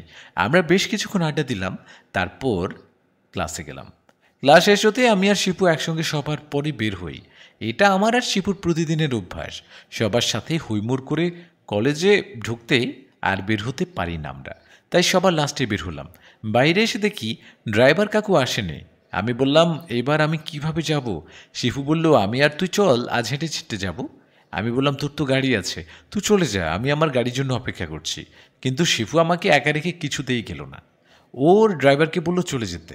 আমরা একসঙ্গে হেঁটে আসছিলাম, হঠাৎ কয়েকটি ছেলেকে দেখতে পেলাম। ছেলেগুলো আমাদের কলেজের বখাটে। ওরা আমাদের দেখে এদিকে আসতে থাকে। আমি আর শিপু বললাম, এদের সামনেই পড়তে হলো বলে পাশ কেটে যেতে লাগলাম। ওদের মধ্যে একজন ছেলে আমার হাতটা ধরে ফেলল। শিপু বলল, রনি, নূর আলেমের হাত ছেড়ে দে। এই কথাটা মনে হয় রনির কানে পৌঁছানি। ও ঋষভকে বলল, এইটাকে তুই সামলা, শিপুকে দেখিয়ে দিয়ে। রনি আমার হাত ধরে রেগেছে, ছাড়ার নাম নিচ্ছে না। অন্যদিকে ঋষভ শিপুর হাত ধরে রেখেছে আর প্রচুর নোংরা নোংরা কথা বলছে। এগুলো শুনে আমার মাথা ঘুরছে। ওরা আমাদের হাত ধরে কলেজের পিছনে নিয়ে যেতে লাগলো। হঠাৎ করে একটা হাত আমার হাতটা ধরে ফেললো। রনি ঋষভ আমাদের হাত ছেড়ে দিয়ে আরাম ভাইয়াকে জিজ্ঞেস করলো, কে রে তুই? আমাদের বন্দি করা পাখিকে ধরে আছিস? একটু আগে আরাম ভাইয়াকেই আমার হাতটা ধরে ফেলেন আর কারণে ওখানে আটকে যাই আমি, যার কারণে আমি তো ওখানে আটকা। আর আরাম ভাইয়াকে দেখে শিপুর হাতটাও ছেড়ে দেয় ঋষভ। সবার কথা শুনে আরাম ভাইয়া আমাকে আর শিপুকে দূরে সরে যেতে বলেন। আমি আর শিপু দূরে সরে গিয়ে দুজন দুজনকে জড়িয়ে ধরলাম। আরাম ভাই আসতে আর একটু দেরি করলেই আমাদের যে কি হতো ভেবেই আমি শিপু কান্না করে ফেলি। আরাম ভাইয়া না থাকলে আমাদের নামের সাথে বড় করে ধর্ষিতা শব্দটা যুক্ত হয়ে যেত ভেবেই শিউরিয়ে উঠে আমি আর শিফু। এদিকে আরাম ভাইয়া ওদেরকে এমন মার মারছে যেটা দেখে আমি আর শিফু হাঁ করে তাকিয়ে আছি একে অপরের দিকে। ওনার চোখ থেকে মনে হচ্ছে আগুন জ্বলছে। উনি রনি ঋষভের এমন হাল করেছেন যা দেখে আমি আর শিপু যথাক্রমে ভয় পেয়ে যাই। ওদের শরীরের একটা অবশিষ্ট বাকি নেই যেখানে আরাম ভাইয়া মারেনি। আরাম ভাইয়ার প্রত্যেক আঘাতে ওদের শরীরের রক্তগুলো স্রোতের ন্যায় গড়িয়ে পড়ছে। আর একটু হলে মনে হয় ওরা মরে যেত। আরাম ভাইয়া ওদেরকে যা মেরেছে এরা মনে হয় 6 মাসের আগে ঠিক হতে পারবে না। আমি ওদের করুণ অবস্থা দেখে আরাম ভাইয়াকে থামাতে যাই। এর জন্য উনি ওনার রাগান্বিত চোখ দিয়ে আমার দিকে তাকায়। ওনার চোখ থেকে আমারই ভয় লাগছে দেখে চোখ। এমন মনে হচ্ছে ওনার চোখে কেউ আগুন লাগিয়ে দিয়েছে। তারপরেও আমি ওনাকে থামাতে চেষ্টা করে চলেছি, তবুও উনি থামছেই না দেখে আমি আরাম ভাইয়াকে বারবার মানা করছিলাম আর উনি বারবার আমার দিকে রাগি চোখে তাকাচ্ছিলেন। আমি ভয় পেলেও ওনাকে মানা করে চলেছি, কারণ ওদের যেভাবে মারা হচ্ছে আর একটু মারলেই ওরা মারা যাবে। তাই আমি বাধ্য হয়ে ওনার ভয়ে পায়ে পড়ে যাই। কিন্তু ওনার সাথে না আসার জন্য উনি বারবার আমার দিকে রেগে তাকাচ্ছেন। এমনকি ওনার পা ধরাতে উনি আমাকে পা দিয়ে ঠেলে ফেলে দেন আর বলেন, তোকে পরে দেখছি। ওনার এই কথায় আর আগুনের মতো চোখ দেখে আমি ভয় পেয়ে যাই। শিবু দৌড়ে এসে আমাকে মাটি থেকে তুলে আর এদিকে আরাম ভাইয়ের সবাইকে মেরে চলেছে। রনি তো জ্ঞান হারিয়ে ফেলেছিল, তারপরও আরাম ভাইয়া ওদের মারছিল। শেষে উপায় না পেয়ে আচমকা আরাম ভাইয়ের হাত ধরে টেনে ওনার ঠোঁটে ঠোঁট ডুবিয়ে দেয়। আমার এহেম কাণ্ডে আরাম ভাইয়া এতটাই শকড হয়ে গিয়েছিল যে মনে হচ্ছে ওনার চোখ কঠোর থেকে বেরিয়ে আসবে। আর শিপু তো অবাক আমার কাছ থেকে। আস্তে আস্তে উনি শান্ত হন আর আমার কোমর জড়িয়ে ধরেন। কতক্ষণ ওইভাবে ছিলাম জানি না, তবে উনি শান্ত না হওয়া পর্যন্ত আমি ওনার ঠোঁট আঁকড়ে ধরেছিলাম। উনি শান্ত হতেই আমি ওনাকে ছেড়ে দেই আর কান্না করতে করতে বলি, ওদের আর মারবেন না, মরে যাবে ওরা। আরাম ভাইয়া বললেন, মরাই উচিত ওদের, ওরা জানে না কার জিনিসে হাত দিয়েছে। আমি ভাইয়ের কথাই বললাম, যথেষ্ট শাস্তি হয়েছে ওদের, আগামী 6 মাসে ওরা উঠে দাঁড়াতে পারবে না, প্লিজ ওদের হসপিটালে নিয়ে যান। আমার ওদের পক্ষে কথা বলাটা মনে হয় ওনার পছন্দ হয়নি, তাই উনি আবারও রেগে বললেন, খুব কষ্ট হচ্ছে না আশিকের জন্য, তাই না? আমি ওনার কথা শুনে বললাম, ছি, এগুলো কি কথা বলছেন আপনি? ওরা আরেকটু হলে মরে যেত, আর আপনাকে না থামলে তো মনে হয় মেরে ফেলতেন। এই জন্য আপনাকে বাধ্য হয়ে কিস করতে হলো। উনি আমার কথা শুনে ফোন বের করলেন আর কাকে যেন ফোন দিলেন আর বললেন নিউ ড্রগি কলেজের সামনে আসতে আর এদের হসপিটালে ভর্তি করতে। ওনার কথা শেষ হতেই উনি শিপুকে গাড়িতে উঠতে বললেন আর আমার হাত ধরে গাড়িতে বসিয়ে দিলেন, প্লাস সিট বেল্ট বেঁধে দিলেন। আমি আর শিপু দুজনেই খুব ভয় পেয়ে গিয়েছিলাম এই ঘটনায়, তাই দুজনেই নিঃশব্দে কেঁদে যাচ্ছিলাম। শিপুর বাড়ি আমার বাড়ির সামনে, তারপরই আমাদের বাসা। তাই আরাম ভাইয়া শিপুর বাসার সামনে গাড়ি থামালেন। শিপু গাড়ি থেকে বেরিয়ে গেল। তখনই আরাম গাড়ি থেকে নেমে বলল, এসব কথা তোমার পরিবারকে জানানোর প্রয়োজন নাই বোন, না হলে তোমার পরিবার টেনশন করবে। শিপু দৌড়ে আরাম ভাইয়াকে জড়িয়ে ধরে কেঁদে বললেন, ধন্যবাদ ভাইয়া। আরাম শিপুর মাথায় হাত বুলিয়ে দিয়ে বলল, ভাই বলছো আবার ধন্যবাদও দিচ্ছ, এটা কেমন কথা? বলে দুজনই হেসে দিল, সঙ্গে আমিও হেসে দিলাম। আরাম ভাইয়ের প্রতি একটা আলাদা টান সৃষ্টি হচ্ছে। শিপু আমাকে একটা টাইটাক করে ভাইয়াকে বাই বলে চলে গেল। এদিকে আমি ভয়ে মরছি ভাইয়ার ওই কথাগুলো মনে করে। এখন তো শিফুও চলে গেল, নিশ্চয়ই আরাম ভাইয়া আমার ক্লাস নেবেন। যেই ভাবা সেই কাজ। আরাম ভাইয়া আমার হাতটা ধরে গাড়িতে নিয়ে গেলেন আর রাগী চোখে বললেন, ফুপিমণি বলেছিল না তোকে আমার সাথে যাওয়ার জন্য? তবে তুই কেন একা চলে এলি? আজ আমি ঠিক সময় না আসলে কি হতো বল? তোর জন্য আরেকটি মেয়ের গায়েও ধর্ষিতার দাগ লেগে যেত। বলেই অনেক জোরে জোরে ধমক দিলেন। আমি ভয়েই কেঁদে দেই। সত্যি তো, আজ ভাইয়া না আসলে কি হতো আমাদের? আমার কান্না দেখে আরাম ভাইয়া ধমক দিয়ে বললেন, কান্না থামাও, কান্না থামাও বলছি। আমি ওনার ধমক খেয়ে আরও ফুপিয়ে কেঁদে উঠলাম। এবার উনি আবার আমার ঠোঁটে ঠোঁট ডুবিয়ে দিলেন। আমি এবার অবাক হয়ে যাই। বেশ কিছুক্ষণ পর উনি আমার ছেলে ড্রাইভ করতে করতে বললেন, এবার থেকে একা একা কোথাও যাবে না, আমাকে বলবে, আমি নিয়ে যাব। আমি হুম বললাম। তখন উনি বললেন, হুম কি, কথা নাই মুখে? আমি কিছু বলিনি তখন। আমি কিছুই বলিনি তখন। তুমি কেন বুঝো না আমার ভালোবাসা? কবে বুঝবে আমার ভালোবাসা তুমি? আমি তো তোমাকে পাগলের মতো ভালোবাসি নূর আলেম। তোমাকে না দেখতে পেয়ে তো আমার অবস্থা খারাপ হয়ে গিয়েছিল নূর আলেম। তুমি কেন বুঝো না? উনি কথাগুলো মনে মনে বললেন, তাই আমি শুনতে পাইনি। তারপর বেশ কিছুক্ষণ চুপ ছিলাম আমরা। হুট করে আমি ওনাকে বললাম, আপনি ওদের ওইভাবে মারছিলেন কেন? আর আমি আটকাতে গেলাম তো আমাকে ওইভাবে চোখ রাঙালেন কেন? আমার কথায় উনি বললেন, আমি কলেজে এসে তোমাকে খুঁজছিলাম, তখন দেখি ওই ছেলেরা তোমার হাত ধরেছে। এটা দেখেই মাথাটা গরম হয়ে যায়, তাই রাগে ওদের ওইভাবে পিটিয়েছি। তারপর ওরা তোমাদের বাজে কথা বলছিল বলেই আমার রাগটা আরও দ্বিগুণ হয়ে যায়। তাই ওদেরকে মেরে ফেলতে চাইছিলাম, কিন্তু সেই সময় তুমি আমাকে বাধা দাও, তাই রাগে তোমার সাথেও বাজে বিহেভ করি, সরি। আমি বললাম, ইটস ওকে। তখনই উনি বললেন, এই তুমি আমাকে তখন কিস করলে কেন? আমি ওনার কথায় লজ্জা পেয়ে গেলাম আর মনে মনে বললাম, কেমন অসভ্য ছেলে রে, পেঞ্চ মেরে কথা বলছে। উনি একটু হেসে বললেন, পেঞ্চ মেরে কথা বলবো কেন? তুমি একটা ভোলাভালা ছেলেকে কিস করেছ, সেখানে দোষ তোমারই, তাই না? সেখানে তুমি আমাকে অসভ্য বলছো কেন? আমি বললাম, তখন আপনার রাগ দেখে আর মার দেখে মনে হচ্ছিল আপনাকে থামানো দরকার, তাই বাধ্য হয়ে আপনাকে শান্ত করতে কিস করে ফেলি। মাথা নিচু করে বললাম। উনি আমার কথা শুনে হাসলেন আর হালকাভাবে বললেন, কিস করে তো পাগল বানায় দিলে, পরে সামলাতে পারবে তো? আমি বললাম, কিছু বললেন? উনি বললেন, অবশ্য কিস করে ভালো করেছ, কিস না করলে তো জানতেই পারতাম না তোমার ঠোঁট এত মিষ্টি। এক চোখ মেরে কথাটা বললেন। ওনার কথা শুনে আমার কান গরম হয়ে এলো আর লজ্জায় মাটির নিচে ঢুকে যেতে ইচ্ছে করছে আমার। এই অসভ্যটা ইচ্ছে করে পিঞ্চ মারছে আমাকে। আরাম ভাইয়া ড্রাইভ করতে করতে বললেন, নূর আলেম, এই কথাটা যদি ফুপি জানতে পারে কি হবে তাহলে? আমি মনে মনে বললাম, কি বাদর ছেলে, হুমকি দিচ্ছে আমাকে। আমি বললাম, আপনিও তো আমাকে জোর করে কিস করলেন, আপনি বললে আমিও বলবো। উনি যাতে কাউকে না বলেন তাই এই কথাটা বললাম না, কিন্তু এমন লজ্জার কথা আমি কি আদৌ কাউকে বলতে পারবো? উনি আমার কথা শুনতে পেলেন আর বললেন, আমি কাউকে বলবো না, যদি তুমি আমার কথা মতো চলো। কি শুনবে তো আমার কথা? আমি কোনো কিছু না ভেবে মাথা ঝাঁকুনি দিয়ে হ্যাঁ বললাম আর মনে মনে বললাম, এখন তো হ্যাঁ বললাম, পরে দেখা যাবে। উনি আবারও আমার কথা শুনতে পেলেন আর বললেন, খুব চালাক না? শাশুমা জানলে তো কিছুই বলবে না নূর আলেম, কারণ তুমি আমার অর্ধেক বউ। কিন্তু তোমাকে জব্দ করার অস্ত্রটা কি করে ছাড়ি বলো? মনে মনে বাড়িতে পৌঁছে মোশাররফ খালা আর আম্মুকে এগুলোর ব্যাপারে বলিনি, কারণ তারা এমনিতেও আমার দুশ্চিন্তা থাকে, এগুলো জানতে পারলে আরও দুশ্চিন্তা করবে। আম্মু আর মোশাররফ খালাকে এসব ব্যাপারে না বলেই খাওয়া দাওয়া করে রুমে চলে যাই। রুমে বসে শিফুর সাথে কথা বলছিলাম, এমন সময় আম্মু আমার রুমে আসে। আম্মু বললেন, নূর আলেম, আমার তোমার সাথে কিছু কথা ছিল।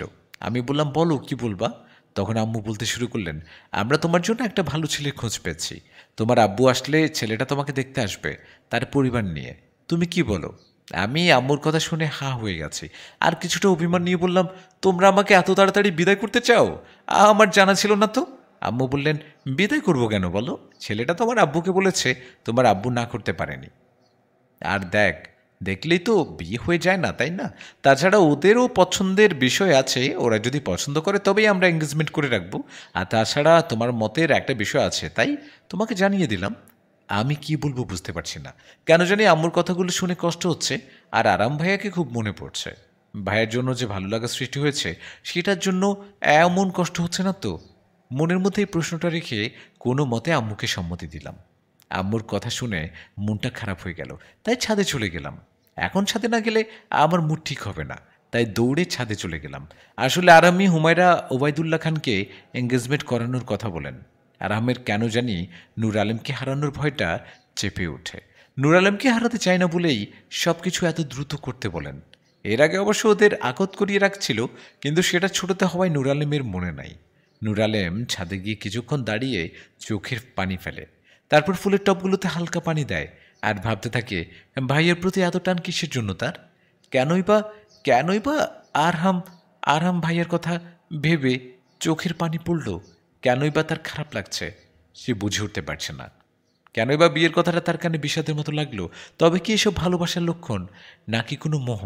আর ভাইয়া কাল এটা কেন বলল যে ওরা জানে না কার জিনিসে হাত দিয়েছে তারা? মৃত্যু তো হওয়ারই কথা, এগুলো কেন বলল? এসব ভাবতে ভাবতে হঠাৎ ছাদের কিনারে চলে যায়, আর একটু এগুলোই মনে হয় পড়ে যেতাম। এদিকে আরাম ভাইয়া আমাকে খুঁজতে খুঁজতে ছাদে এসে শক্ত করে হাতটা ধরে রাখে। আমিও অনেকটা ভয় পেয়ে যাই। আরহাম ভাইয়া অনেকটা রেগে তাকিয়ে বলল, ছাদে এসেছিস কেন? আর কি এমন ভাবছিলি তুই? ধ্যান কোথায় থাকে তোর? আরেকবার বাড়ালে তো পড়ে যেতি। আমিও অনেকটা ভয় পেয়ে যাই। আর ভাইয়ার কথা শুনে আমি জাস্ট আমি তো ওনাকে নিয়েই ভাবছিলাম, তবে কি সত্যি আমি আরাম ভাইয়াকে ভালোবেসে ফেলেছি? কিন্তু আরাম ভাইয়া, উনি কি আমাকে ভালোবাসেন? ভালো না বাসলে উনি আমার প্রতি এত প্রোটেক্টিভ কেন, এত পসেসিভ কেন উনি? এটা কি ভালোবাসা নাকি দায়িত্ববোধ? প্রশ্নটা মনে রেখে দিলাম, বাইরে আর প্রকাশ করলাম না। ভাইয়া আমাকে ঘরে চলে যেতে বলল। আমিও আর কথা না বাড়িয়ে চলে গেলাম। ভাইয়া কিছুক্ষণ থাকলেন ছাদে, আর একভাবে আকাশের দিকে তাকিয়ে বললেন, অবশেষে তোমার জন্য মনে আমার জন্য জায়গা হলো নূর আলেম। তোমাকে আর কিভাবে বুঝাবো আমি তোমাকে কত ভালোবাসি। বলেই একটা দীর্ঘশ্বাস নিল, তারপর নিচে চলে আসলো। এদিকে ঘরে এসে প্রচুর মনটা খারাপ হয়ে গেল আমার। ঠিক এ সময় আব্বুর ফোন আসলো। আমার মন খারাপ ভাবটা মুহূর্তে মিলিয়ে গেল। আরহামুর বাবার ডাকে জিন রাজ্যে যায়। জিনের বাদশাহ আরহামকে বলল, এখন তোমার রাজ্যে দেখাশোনা করা দরকার, তা না করে তুমি তোমার প্রেয়সীর কাছে পড়ে আছো। আমার এখন বয়স হচ্ছে, তোমরা দুই ভাই কোথায় রাজ্যভার নিবে, তা না করে এমনি এমনি ভব ভব ঘুরে বেড়াচ্ছ। আরহাম বাবার কথায় মিষ্টি একটা হাসি দিয়ে বলল, বাবা তুমি থাকতে এত তাড়াতাড়ি দায়িত্ব নেব ভাবলে কি করে? আর আমাদের এখনো সময় হয়নি তোমার থেকে দায়িত্ব বুঝে নেওয়ার বা জিন রাজ্য চালানোর। তাই আমি আর আব্রাহাম পরে রাজ্যের দায়িত্ব নেব। আব্রাহাম আরহামের ছোট ভাই। আরাম দেখে আব্রাহাম দৌড়ে এসে জড়িয়ে বলল, ভাবি ভাবি করে বেড়াচ্ছেন, অথচ এই ছোট ভাইটাকে ভাবির সাথে দেখা করাই দিচ্ছ না। কেমন ভালোবাসা তোমার? অভিমান করে আরাম ভাইয়ের কথাই হাসলো আর বলল, দেখবি ভাবিকে। আব্রাহাম তো সেই লেভেলের খুশি হয়ে গেল, আর ভাইকে আবারও জড়িয়ে ধরল। জিন বাদশাহ কোনো উপায় না পেয়ে ছেলের কথা মেনে নিল। এদিকে এসব দেখে রাগে গজগজ করতে করতে একটি মেয়ে নিজের ঘরে গেল। ঘরের সমস্ত জিনিসপত্র ছুঁড়ে ছুঁড়ে ফেলতে লাগলো। তার এসব পাগলামো দেখে একজন ভদ্রমহিলা তাকে থামাতে লাগলেন, কিন্তু তিনি থামাতে পারলেন না। যখন অতিরিক্ত মাত্রায় পাগলামো বেড়েই গেলেও ওই মেয়েটাকে সজোরে থাপ্পড় মারে ভদ্রমহিলাটি। মেয়েটা গালে হাত দিয়ে বলল, মা তুমি আমাকে মারলে। মহিলাটি বললেন, বেশ করেছি, মেরেছি। এমন পাগলামো করছো কেন তুমি? মেয়েটি বলল, তুমি জানো না মা, আমি আরাম ভাইয়াকে কত ভালোবাসি, কিন্তু ওই নূর আলেমের জন্য ভাইয়া আমাকে পাত্তা দেয় না। ছোট থেকে কত অপেক্ষা করেছি, এই বুঝি ভাইয়া ওকে বলে আমার কাছে আসবে। কিন্তু আমার ধারণা ভুল, ওই মেয়েটার জন্য ভাইয়া আমাকে ভালোবাসে না। আমি বাজে জিন দিয়ে কত আক্রমণ করাইছি, কিন্তু প্রত্যেকবার আরহামের কারণে কোনো না কোনোভাবে আমার সমস্ত পরিকল্পনা নষ্ট হয়ে গেছে। এগুলো আমি কিভাবে সহ্য করব বলো? আমি পারবো না বাঁচতে আরাম ভাইয়াকে ছাড়া। আর সেখানে আরাম ভাইয়া ওই মেয়েটাকে ভালোবেসে বিয়ে করতে চাইছে। এগুলো আমি কিভাবে সহ্য করব বলেই কেঁদে ওঠে।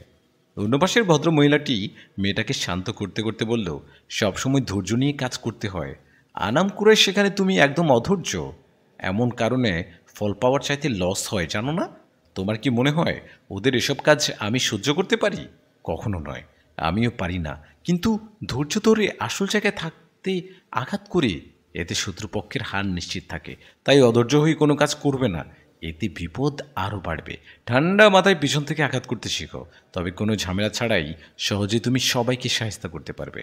আমি যেমন আরহামের মাকে সরিয়ে এই মহলের রাজত্ব করছি, ঠিক তেমনি ওই মেয়েটাকে সরিয়ে আমরা এই রাজ্যে রাজত্ব করব।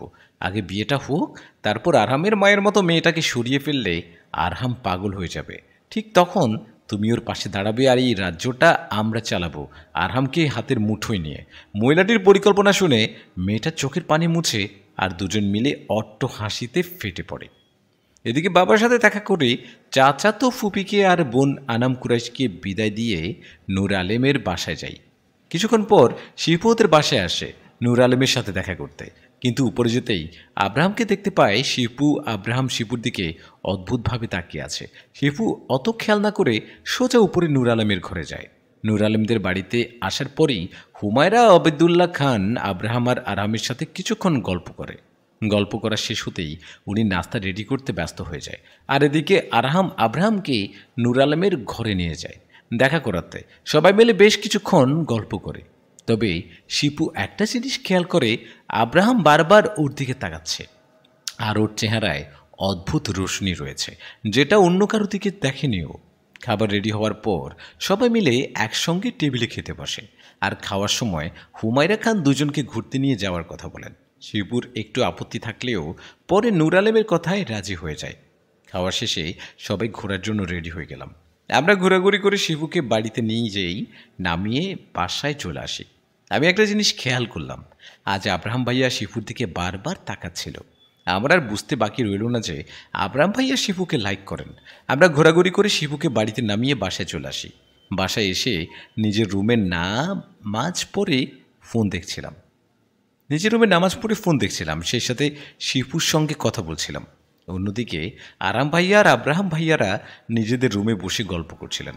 এমন সময় আব্বুর কণ্ঠ শুনে চমকে উঠে, পরে মনের ভুল ভেবে ফোনে মনোযোগ দেই। সেই সময় আব্বু ইউনিফর্ম পরিহিত হয়ে আমার রুমে সারপ্রাইজ দেয়। আমি আব্বুকে দেখে খুব খুশি হয়ে যাই। আমরা বেশ কিছুক্ষণ গল্প করলাম। আম্মু ডিনার তৈরি করে সবাইকে ডাক দিলেন। আমি, আরহাম ভাইয়া, আব্রাহাম ভাইয়া, আব্বু সবাই মিলে ডাইনিংয়ে গিয়ে বসলাম। খাওয়া দাওয়া শেষ করে আব্বু আমাকে ঘরে চলে যেতে বললেন। আমিও চুপচাপ খেয়ে রুমে চলে আসলাম। আম্মু, আব্বু, মুশারা খালা, আরহাম ভাইয়া, আব্রাহাম ভাইয়া একটা বিষয়ে আলোচনা করলেন আর আমাকে এক্ষুনি জানাতে মানা করলেন। একটু পর সবাই মিলে একসঙ্গে হেসে উঠলেন। আমি মনে মনে বললাম, কি এমন কথা যেটা আমার জানা যাবে না? কিন্তু সবাই কি জন্য এত হাসাহাসি করলো? যাই হোক, তাতে আমার কি? আমার কেউ জানাবে না আমাকে, যেহেতু আমিও জানতে চাই না। আর বলেই মুড অফ করে শিপুর সঙ্গে কথা বলতে লাগলাম। আসলে আরাম ভাইয়া, আব্রাহাম ভাইয়া, আব্বু আম্মু, মুশারা খালা মিলে আমার আর আরাম ভাইয়ার এঙ্গেজমেন্ট করার জন্য পরামর্শ করছিলেন। সেই সাথে আমাকে যেন না জানানো হয়, এই জন্য এমনভাবে হেসে ওঠেন। আলোচনা শেষ করে আব্বু আম্মু, আরাম ভাইয়া, মুশারা খালা সবাই যে যার নিজেদের রুমে চলে যায়। সবাই ঘুমিয়ে গেলে আব্রাহাম ভাইয়া শিপুর রুমে যায়। সোফার উপরে পা তুলে বসে এক দৃষ্টিতে শিপুর দিকে তাকিয়ে থাকে আব্রাহাম ভাইয়া, আর শিপু গভীর ঘুমে আচ্ছন্ন। আব্রাহাম ভাইয়া সেই ঘুমন্ত পরীকে দেখতে ব্যস্ত যে তার ঘুম কেড়ে নিয়েছে। কিছু সময় থাকার পর আব্রাহাম ভাইয়া নিজের রুমে চলে আসে। এদিকে আরহাম ভাইয়া আব্রাহাম ভাইয়াকে খুঁজতে থাকে, কিন্তু বাড়ির কোথাও আব্রাহাম ভাইয়াকে দেখতে না পেয়ে বুঝতে পারে কোথায় গেছেন তিনি। একটু পর আরহাম ভাইয়াও আমার রুমে আসে আর আমাকে গভীরভাবে পর্যবেক্ষণ করতে থাকে। উনি আমার এতটা কাছে যে ওনার প্রতিটা নিঃশ্বাস আমার মুখে আছড়ে পড়ছে। আমি হুট করে তাকিয়ে আরহাম ভাইয়াকে দেখে ভয় পেয়ে চিল্লাতে যাই। ঠিক তখন আরহাম ভাইয়া আমার মুখ চেপে ধরলেন। আমি মুখ দিয়ে কিছুই বলতে পারছিলাম না, শুধু শব্দ করে যাচ্ছি। আরাম ভাইয়া বললেন, মুখ খুলতে পারি, তবে তুমি চিল্লাতে পারবে না। আমি মাথা ঝাঁকুনি দিয়ে হ্যাঁ জানালাম। তখন ভাইয়া আমাকে ছেড়ে দেয়। আমি অবাক হয়ে ভাইয়াকে বলি, আপনি এখানে কি করছেন? উনি বললেন, তোমাকে দেখতে এসেছি। আমি আবারও অবাক হয়ে জিজ্ঞেস করলাম, আমাকে আগে কখনো দেখেননি? উনি এসে বললেন, তোমাকে দেখার পর থেকে ঘুম হারাম হয়ে গেছে আমার। নূর আলেম, আমি জানি না কখন কিভাবে তোমাকে ভালোবেসে ফেলেছি। আমি শুধু এইটা জানি, আমি তোমাকে ছাড়া বাঁচব না। আমি এতক্ষণ ধরে ভ্রু কুচকে তাকিয়ে আছি আরহাম ভাইয়ার দিকে। ওনার কথাগুলো বুঝতে আমার আধা ঘন্টা সময় লাগলো। ভাইয়া আমাকে পছন্দ করে, আমি তো ভাবতে পারছি না ভাইয়া আমাকে পছন্দ করে বলে হেসে দিলাম। ভাইয়া বলল, নূর আলেম, তোমার মনে আমার জন্য একটু জায়গা হবে? আমি মাথা ঝাঁকুনি দিয়ে বললাম, আমার মন জুড়ে পুরোটাই আপনি। আমি নিজেও জানি না আমার মনে কবে আপনার জন্য জায়গা সৃষ্টি হয়েছে। আমিও আপনাকে ভালোবাসি বলেই জড়িয়ে ধরলাম ভাইয়াকে। আরাম ভাইয়াও আমাকে শক্ত করেই জড়িয়ে ধরলেন। এমন মনে হচ্ছে উনি আমাকে ছেড়ে দিলেই যেন আমি হারিয়ে যাব। কিন্তু আম্মু আব্বুর পছন্দ করা ছেলেটি যদি আমাকে পছন্দ হয়ে যায়, ওনার সাথে এঙ্গেজমেন্ট হয়ে গেলে কি হবে ভেবেই মনটা খারাপ হয়ে গেল। আরাম ভাইয়া মনে মনে বললেন, আর কিছুদিন অপেক্ষা করো নূর আলেম, তোমাকে আমি সম্পূর্ণ নিজের করে নেব। কেউ আমাদের আলাদা করতে পারবে না, স্বয়ং আল্লাহ ছাড়া। মহান আল্লাহ আমাদের একে অপরের জন্য তৈরি করেছেন, তাই কেউ আমাদের মাঝে বাধা হতে পারবে না। যে আমাদের পথে বাধা হবে তাকে আমি শেষ করে দিব। তুমি শুধুই আমার। কথাগুলো বলেই ভাইয়া আমাকে ঘা পুড়িয়ে চলে গেল। আরাম ভাইয়া ঘরে যেতেই আবরাম ভাইয়াকে দেখতে পাই। আরাম ভাইয়া বললেন, ওই তুই কই গেছিলি? কই যাবো আবার? আমি ছাদে গেছিলাম হাওয়া খেতে। তুই ছাদে গেছিলি নাকি আমার হবু শালিকাকে দেখতে? ভ্রুকুচকে হাসি মুখ নিয়ে। ভাইয়া, কি ভাইয়া, ঠিক বলছি কিনা বল? মাথা নাড়তে নাড়তে সে কথাটি বলল। তারপর বলল, ভাইয়া তোর চোখের তুলনা হয় না। ভাবি যেমন সুন্দরী, ভাবির বান্ধবীও তেমনই। আমার খুব পছন্দ হয়েছে শিবুকে। কি অসম্ভব মায়াপুরী ভাই, আমি ব্যাখ্যা করতে পারবো না। জানি তো, কিন্তু শালি সাহেবা কি মানবে? ওটা তুমি আমার উপর ছেড়ে দাও, এক চোখ মেরে আমি নিজেই পুটিয়ে নেব। দুই ভাই হাসাহাসি করতে করতে থাকে। হুট করে আব্রাহাম বলে উঠে, আচ্ছা ভাইয়া, ওরা যদি কোনোদিন জানতে পারে আমরা জিন, আমাদের মেনে নেবে তো ওরা? কোথাও যেন এই প্রশ্নটা বাজছে মনের ভিতরে। আব্রাহামের কথা শুনে আরামের মুখটা শুকিয়ে যায়। অজানা এক ভয়ে দুজন কেমন ছলছল চোখে তাকায় একে অপরের দিকে। আরামের বুকের ভেতরটা মুচড়ে ওঠে। সেই রাতেই তারা আর চোখের পাতা এক করতে পারে না।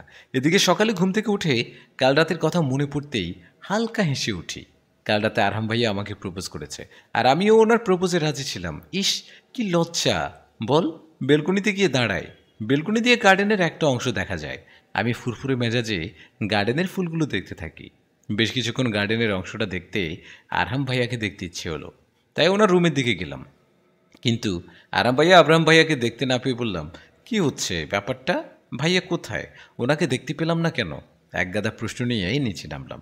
আরাম ভাইয়াকে খুঁজতে নিচে নেমে দেখি সবাই ডাইনিংয়ে আবার কি নিয়ে আলোচনা করছে। আমি যেতেই থেমে গেল। আমি ভাবছি কি এমন কথা যেটা আমাকে বলা যায় না? আমি আসলেই কেন সবটা চুপসে যাবে সবাই? আমি ভাবছি কি কথা এমন। আম্মু বলল, তোমাকে ডাকতে চাচ্ছিলাম। ভালো হলো চলে এসেছো, বসে পড়ো। আমিও আর কিছু না বলে বসে পড়লাম। আমরা সবাই মিলে খাচ্ছিলাম। আমি বারবার আরহাম ভাইয়ার দিকে তাকাচ্ছি। উনি একবার করে তাকিয়ে আবার চোখ নামিয়ে এনেছে। আমি বিষয়টি বুঝতে পারলাম না। এমন সময় আব্বু বলল, মামনি, কাল তোমাকে পাত্রপক্ষ দেখতে আসবে, তুমি তৈরি থেকো। আমি অসহায় চোখে আরহাম ভাইয়ার দিকে তাকালাম, কিন্তু ভাইয়ার দিকে মনে হচ্ছে না ওনার কোনো মাথা ব্যথা নাই এই বিষয়ে। উনি আমার দিকে একবার তাকিয়ে আবার খেতে শুরু করলো। আমি মুড অফ করে আব্বুকে হ্যাঁ বললাম। খাওয়া শেষে সবাইকে বাই বলে ছাদে গেলাম। আজকের সকালটা অনেক সুন্দর, কিন্তু আমার মনটা ভীষণ খারাপ। তাই এক দৃষ্টিতে আকাশের দিকে তাকিয়ে আছি। ওবায়দুল্লাহ খান আরহাম আব্রাহাম কাল এঙ্গেজমেন্ট নিয়ে কথা বলছিলেন। আগামীকাল তারা সপরিবারে নূর আলেমদের বাসায় আসবে।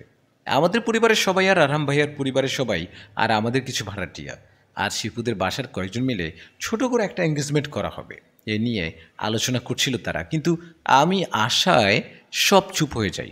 আমি মুড অফ করে ছাদে দাঁড়িয়েছিলাম। আরাম ভাইয়া বিষয়টি বুঝতে পেরে মুচকি হাসলেন। এদিকে রাগে দুঃখে আমি কান্না করে ফেলছি। আব্বু অন্য একটা ছেলের সাথে এঙ্গেজমেন্ট ঠিক করে ফেললো, অথচ আরাম ভাইয়ের কোনো মাথা ব্যথাই নাই। এই নাকি উনি আমাকে ভালোবাসেন। প্রায় অনেকক্ষণ কাঁদলাম। আমি ওনাকে দেখে না দেখার ভান করে বললাম, কেন এসেছেন এখানে? তুমি রাগ করে আছো আমার উপর? না, আমি তো রাগ করতেই জানি না। রাগ করবো কেন? তবে অন্য ছেলেকে বিয়ে করে ফেলবো। কান্না করতে করতে আমাকে ওনার দিকে ফিরিয়ে বললেন, তোমাকে ভালোবাসি। বিয়ে তো আমাদেরই হবে, আর এঙ্গেজমেন্ট হলেই তো বিয়ে হয়ে যায় না। আর তাছাড়া তুমি এত অধৈর্য কেন? দেখোই না কাল আমি কি করি। কাল কি করবেন আপনি সেটা কালই দেখতে পারবা। রহস্যময় একটা হাসি দিয়ে তিনি এটা বললেন। ওনার কথায় রাগে বললাম, আপনি আমাকে ভালোবাসেন না, এসব অভিনয় করার প্রয়োজন নাই। যদি সত্যি ভালোবাসতেন তবে এগুলো হতে দিতেন না। উনি এক হাত দিয়ে জড়িয়ে বললেন, একটু ধৈর্য ধরো পাগলি, কাল সব ঠিক হয়ে যাবে। আমি ওনাকে ধাক্কা দিয়ে বললাম, কচু ঠিক হবে। কাল যদি সবার সামনে আমাকে ভালোবাসার কথা না বলেন তবে ওই ছেলেকে বিয়ে করে ফেলবো, বলে দিলাম। উনি কিছু বললেন না, ছাদে দাঁড়িয়ে হাসতে লাগলেন। আমি ছাদ থেকে চলে আসলাম। তুমি বড্ড অবুঝ নূর আলেম। অবশ্য তোমার এখানে দোষ নাই। কাল যে তোমাকে আমরা দেখতে আসবো সেটা এখন তোমাকে জানানো যাবে না। আরাম একটু হেসে বললেন, তুমি অন্য কেউ ভেবে রাগারাগি করছো, কিন্তু সে ছেলে যে আমি, তুমি এটা জানতে পারলে কি করবে? আমি অনেক খুশি এটা জানার পর যে তুমিও আমাকে ভালোবাসো, আর কেঁদে ভালোবাসো বলেই তো এমন রিয়েক্ট করলে। আমি তো ভাবতেই পারছি না। আমি তোমাকে অনেক ভালোবাসি জানেমান। এতগুলো বছর আমি এই দিনটার জন্যই অপেক্ষা করেছি। অবশেষে পাবো তোমাকে। এই দিন বাদশা আরাম তোমাকে সারা জীবন আগলে রাখবে। কোনো দিন তোমার কোনো ক্ষতি হতে দিবে না। তোমার সব শত্রুদের শেষ করে দিব আমি। তোমাকে ছাড়া বাঁচবো না নূর আলেম, কারণ তুমি এই জিনের ভালোবাসা। আর জেনেরা যদি কাউকে ভালোবাসে সারা জীবন তাকে আগলে রাখে, কখনো তাকে ছেড়ে যায় না। আর তুমি তো আমার ভালোবাসা, তোমাকে অন্য কারো হতে দিব না। কিভাবে বলো? নিজের রুমে মুড অফ করে বসে কান্না করছি। হঠাৎ শিফুর গলা শুনে খানিকটা স্বাভাবিক হলাম, কিন্তু সবাই বলে না, বন্ধুদের কাছে কিছু লুকানো যায় না। ঠিক তাই হলো। শিফু আমাকে দেখে বুঝে ফেলছে আমি কান্না করছিলাম, তাই আমাকে না বলা অবধি জিজ্ঞেস করতে থাকলো। আমিও সবটা বললাম। সব শুনে বলল, আরাম ভাইয়া কি বলল? আমি বললাম, ভাইয়া বলছে আমাকে অপেক্ষা করতে, উনি নাকি কাল সব ঠিক করে দিবে। শিবু এবার খানিকটা হাসলো। আমি বললাম, হাসছিস কেন তুই? ভাইয়া যখন বলেছে কাল সব ঠিক করে দিবে, তাহলে তুই টেনশন করছিস কেন? রিল্যাক্স থাক, বুঝেছিস? কাল সত্যি ভাইয়া সব ঠিক করে দিবে। আমি বললাম, ওই ভাইয়া চামচা, বের হ তুই আমার রুম থেকে, যা বের হ। দোস্ত কি বলিস এগুলা? ভাইয়া চামচা হবো কেন? আমি তো ভাইয়ার কথার উপর বিশ্বাসী। দেখলি না কেমন করে আমাদের সেদিন বাঁচিয়েছিল? এবারও ভাইয়া কিছু একটা করে তোকে বাঁচিয়ে দিবে, দেখিস। দেখে নিস কিন্তু। আমিও ভেবে দেখলাম, জানিস, তোর কথা যেন সত্যি হয়। কথার মাঝে শিপু হুট করে বলল, নূর আলেম, আরাম ভাইয়ার সাথে ছেলেটাকে, ওটা আবরাম ভাইয়া, আরাম ভাইয়ের ছোট ভাই। যাই হোক, তুই জিজ্ঞেস করলি কেন? পছন্দ হয়েছে নাকি? চোখ মেরে কথাটা বলল। যা, কি যে বলিস, ছেলেটা বারবার তাকাচ্ছিল আমার দিকে, তাই বললাম আর কি। জানিস, আমিও দেখেছি আব্রাহাম ভাইয়া তোর দিকে বারবার তাকাচ্ছিল। ভাইয়া মনে হয় তোকে পছন্দ করে। যদি এমন হয় তবে আমাদের আশাটা পূরণ হয়ে যাবে বল। মনে আছে আমরা বলতাম যদি বিয়ে করি তাহলে একই বাড়িতে দুই ভাই দেখে করব। তুই সবসময় আমার সাথে থাকতি, তাই জন্য তোর আম্মু বলতো তোকে আমার দেওর দেখে বিয়ে দিয়ে দিবে। কথাগুলো মনে করতে আমরা হেসে ফেললাম। আমরা বেশ কিছুক্ষণ গল্প করলাম। এখন আমার একটু ভালো লাগছে শিপুর সঙ্গে কথা বলে। শিপু এবার বাসা যাবে, তাই নিচে নামছিল। তখনই আবরাম ভাইয়ার সাথে দেখা হয়। আবরাম ভাইয়া শিপুকে দেখে দাঁড়িয়ে যায় আর বলে, এই তোমার নামটা যেন কি? শিপু ভ্রুকুচকে বলল, কি করবেন নাম শুনে? প্রেম করব তো, তাই আর কি। কি বললেন আপনি? আরে মিস, আমি তো মজা করছিলাম। আমি আব্রাহাম খান, হাত বাড়িয়ে দিয়ে বলল। আমি নুসরাত জাহান শিফা, হাতে গিয়ে দিয়ে বলল। অনেকক্ষণ ধরে শিফুর হাত ধরে হ্যান্ডশেক করছে আব্রাহাম, ছাড়ার নামও নিচ্ছে না। শিফু ভ্রু কুচকে হাত ছেড়ে দিতে বলছে, কিন্তু আব্রাহাম বেখেয়ালি শিফুকে দেখেই যাচ্ছে। শিফু বারবার হাত টানাটানি করছে, আব্রাহাম ছাড়ছেই না। অনেকক্ষণ ধরে আব্রাহাম ভাইয়ার ব্যাপারটা দেখছে। এবার সরাসরি সামনে এসে একটা শুকনো কাশি দিল, কিন্তু আরহামের ছাড়ার কোনো নাম নেই। শিফু আরহাম ভাইয়াকে দেখে খানিকটা লজ্জা পায়, সেই জন্য হাতটা আরও জোরে টানছে, কিন্তু আব্রাহাম ছাড়ছেই না। এবার আব্রাহাম ভাইয়ার মাথায় একটা চাটা মারে। এতক্ষণে আব্রাহামের হুঁশ ফিরে, তাই দ্রুত শিফুর হাত ছেড়ে দেয়। এদিকে শিফুর হাতটা লাল হয়ে গেছে। আব্রাহাম বুঝতে পারে বেশ অনেকক্ষণও শিফুর সাথে পাগলামি করেছে, তাই মাথা হালকা চুলকে হালকা বোকা টাইপ হেসে বলে, সরি মিস। শিপু নিজের হাত দেখতে দেখতে রাগে বলল, পাগল একটা, হাতটাই লাল হয়ে গেল আমার, বলি চলে গেল। আব্রাহাম তো হা হয়ে শিপুর চলে যাওয়ার দিকে তাকিয়ে রইল। আরাম ভাইয়ের দিকে চোখ পড়তে বলল, ওই হাই হ্যালো বলছিলাম, একটু বলে বোকা বোকা টাইপ হাসলো। আরাম ভাইয়া আবারও চাটা মেরে বলল, হাই হ্যালো করছিলি তাই না? মেয়েটার হাত কতক্ষণ ধরে ধরেছিলি? দেখিনি আমি। মাথায় হাত বুলাতে বুলাতে, আসলে ভাই আমি বুঝতে পারিনি, ওকে দেখতে গিয়ে অন্যমনস্ক হয়ে হাত ধরেছিলাম, ছাড়তে ভুলে গেছি। হয়েছে হয়েছে, চল, কাল আবার আমার আর নূর আলমের এঙ্গেজমেন্ট, মনে আছে তো? বাবার ফুপিকে তো জানাতে হবে, এখন তাড়াতাড়ি চল। ভাই এঙ্গেজমেন্ট বুঝলাম, কিন্তু এত তাড়াতাড়ি কেন? মানে ভাবির তো এখন 18 বছরই পুরোনি। 18 বছর পুরেনি কে বললো তোকে? আর কিছুদিন পর পূর্বে, আর সেই জন্যই এঙ্গেজমেন্ট। আর 18 বছর পুরো হলেই তো বিয়ে করে ফেলতাম, কিন্তু এখনও পুরেনি দেখে এই ব্যবস্থা। বহু বছর এটার জন্য অপেক্ষা করেছি, অবশেষে সময় আগত। আমি আর ওর থেকে দূরে হারিয়ে থাকতে পারবো না। কেন জানি মনে হয় আমি ওকে হারিয়ে ফেলবো। তার জন্যই আঙ্কেল আন্টিকে বললাম এঙ্গেজমেন্টটা করিয়ে রাখতে। ভাই, আমার মনে হয় আঙ্কেল আন্টি তোমাকে অনেক পছন্দ করেন। তুমি জিন হওয়া সত্ত্বেও তোমাকে অনায়াসে মেনে নিয়েছে। জানি না আমার শ্বশুরবাড়ি সবাই আমাকে মানবে নাকি মানবে না।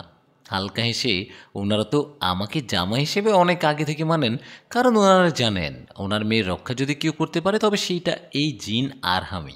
ভাই, বাদশা বলো, কারণ বাবার পর ক্ষমতা তো তোমার, আর আমিও তো তোমার সহকারী, তাই না?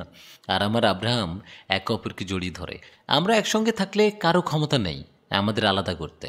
আরাম ভাইয়া বলল, যাই হয়ে যাক না, যাই হয়ে যাক না কেন, কোনো দিন আমরা বিশ্বাস একসাথেই রাখবো। বিশ্বাস ভাঙিটা কিন্তু আমার, আর আমাকে অবিশ্বাস করিস না। আরাম ভাইয়া আর আব্রাহাম ভাইয়া একে অপরকে কথা দেয় আর আবারও জড়িয়ে ধরে। বিকালের দিকেই আরাম ভাইয়া জিন রাজ্যে যায়। সেখানে গিয়ে জিন বাদশাহ ইব্রাহিম খানের সঙ্গে সব আলোচনা করে। তিনি তো ভীষণ খুশি ওবায়দুল্লাহ খান নিজের কথা রেখেছে বলে। তিনি এই খুশির খবরে পুরো রাজ্যে জানায় দেয়। রাজ্যের প্রতিটা কোনায় কোনায় এই সুসংবাদের আনন্দ ফুটে ওঠে। সবাই আনন্দ করলেও দুজন আনন্দহীন হয়ে ঘরে বসে আছে। আরাম কুরেশ তো রাগে ফেটে পড়ছে, আর আরামের ফুপি আম্মা তো শান্ত হয়ে বসে আছে, কিন্তু মনে শান্তি নেই। আরামের ইচ্ছে করছে সব কিছু ধ্বংস করে দিতে, কিন্তু তার কাছে কোনো উপায় নেই। জিন বাদশাহ ইব্রাহিম খান বোনকে ডেকে পাঠায়। হাজার বিরক্তি নিয়ে আরামের ফুপি আর বোন আরাম কুরেশ আসে।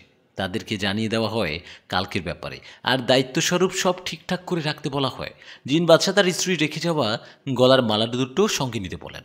একটা আরামের জন্য আর আরেকটি আরামের বউয়ের জন্য, আব্রাহামের বউয়ের জন্য। বাবা তার ফুপুকে সব বুঝিয়ে আরহাম নূর আলেমদের বাসায় চলে যায়।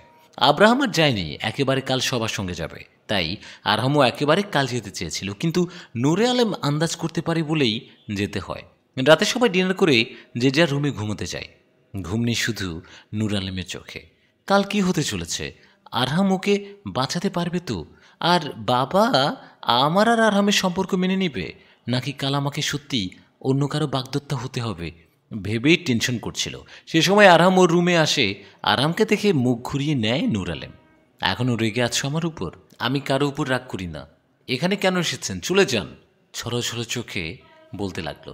না, আমি তো যাব না। আচ্ছা, আমাকে কতটা ভালোবাসো, আর আমাকে ভরসা করো নাকি না? না, আমি কাউকে ভালোবাসি না, আর কাউকে ভরসাও করি না। একদম কান্না করতে করতে আরাম ভাইয়া জোর করে আমাকে জড়িয়ে ধরলেন। আমি নিজেকে ছাড়াতে চাইলাম, কিন্তু এই সুবিশাল দেহের শক্তির কাছে আমি কিছুই না। আমি জোরাজুরি করেও ছাড়াতে না পেরে হাল ছেড়ে দিলাম, আর আমার কান্নার শব্দ বেড়ে গেল। আরাম ভাইয়া মাথায় হাত বুলাতে লাগলেন আর বললেন, কাল সব ঠিক হয়ে যাবে।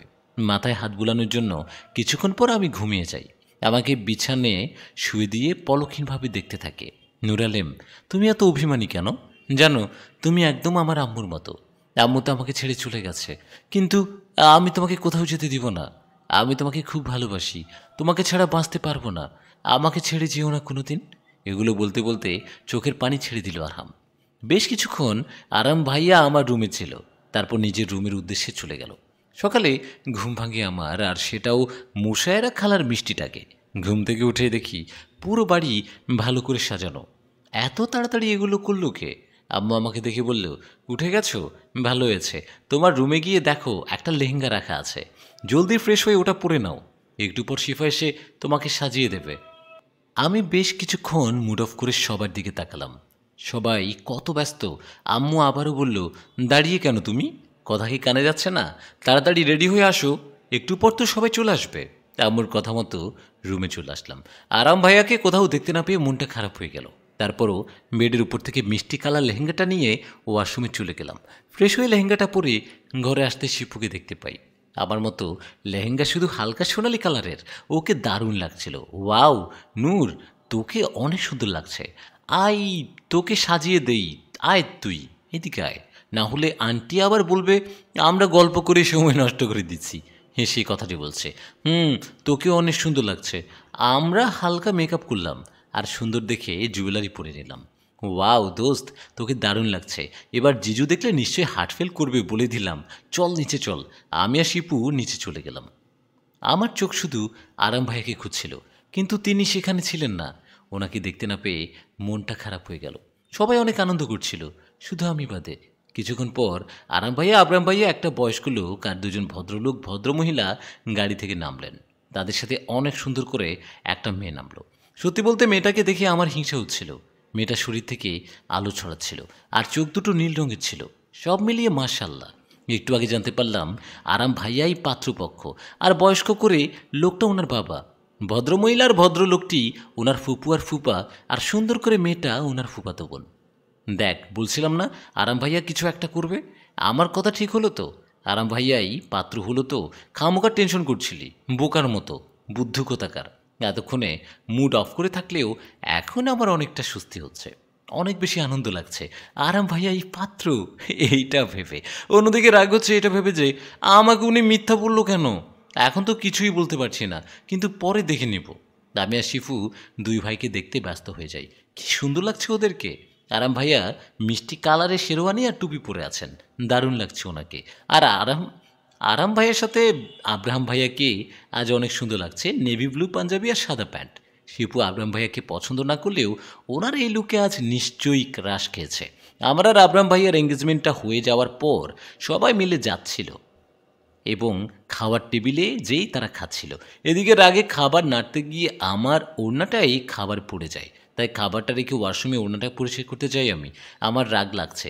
এটা ভেবে সবাই জানতো আরাম ভাইয়াই পাত্র, অথচ আমাকে কেউ বলল না। কতটা টেনশন করেছি আমি এটা ভেবে যে আব্বু আরাম ভাইয়াকে মেনে নিবে কি না, কিন্তু এখন জানতে পারলাম আব্বু সব জানতো, এই জন্য আমাকে জানায়নি। সেদিন সবাই এই কারণে হাসছিল। আমি যাওয়াতেই সবার হাসি থেমে গিয়েছিল। ওনাটা পরিষ্কার করে ওয়াশরুম থেকে বের হতেই একজন আমার হাতটা টেনে একটা রুমে নিয়ে যায়। আমি খুব ভালো করেই জানি এটা আরহাম ভাইয়া। আমি হাতটা ছাড়িয়ে নিলাম।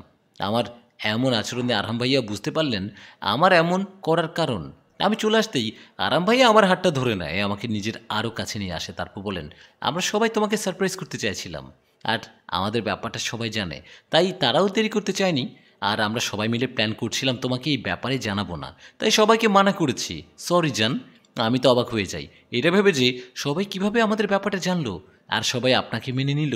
মেনে নিবে না কেন? আমি ছেলে হিসেবে কি খারাপ নাকি? আপনি মিথ্যেবাদী, এই জন্যই আপনি আমাকে ভরসা করতে বলেছিলেন, তাই না? আর আমাকে টেনশন দেওয়ার জন্য শাস্তি তো আপনাকে পেতে হবে। আমি এখনই সবাইকে গিয়ে বলবো আমি এই বিয়ে করব না, আর এঙ্গেজমেন্ট রিংটাও ফেরত দিয়ে দিব। বলেই পা বাড়াতেই উনি হাত ধরে থামিয়ে দেয় আর আমার ঠোঁটে ঠোঁট ডুবিয়ে দেয়। আমি ওনাকে ঠেলে সরাতে লাগলাম, কিন্তু আমি কিছুতেই সরাতে পারছিলাম না ওনাকে। আমি শেষে হাত পা ছড়াছড়ি থামিয়ে দিই। বেশ কিছুক্ষণ পর আমাকে ছেড়ে দেন উনি। সরি জান।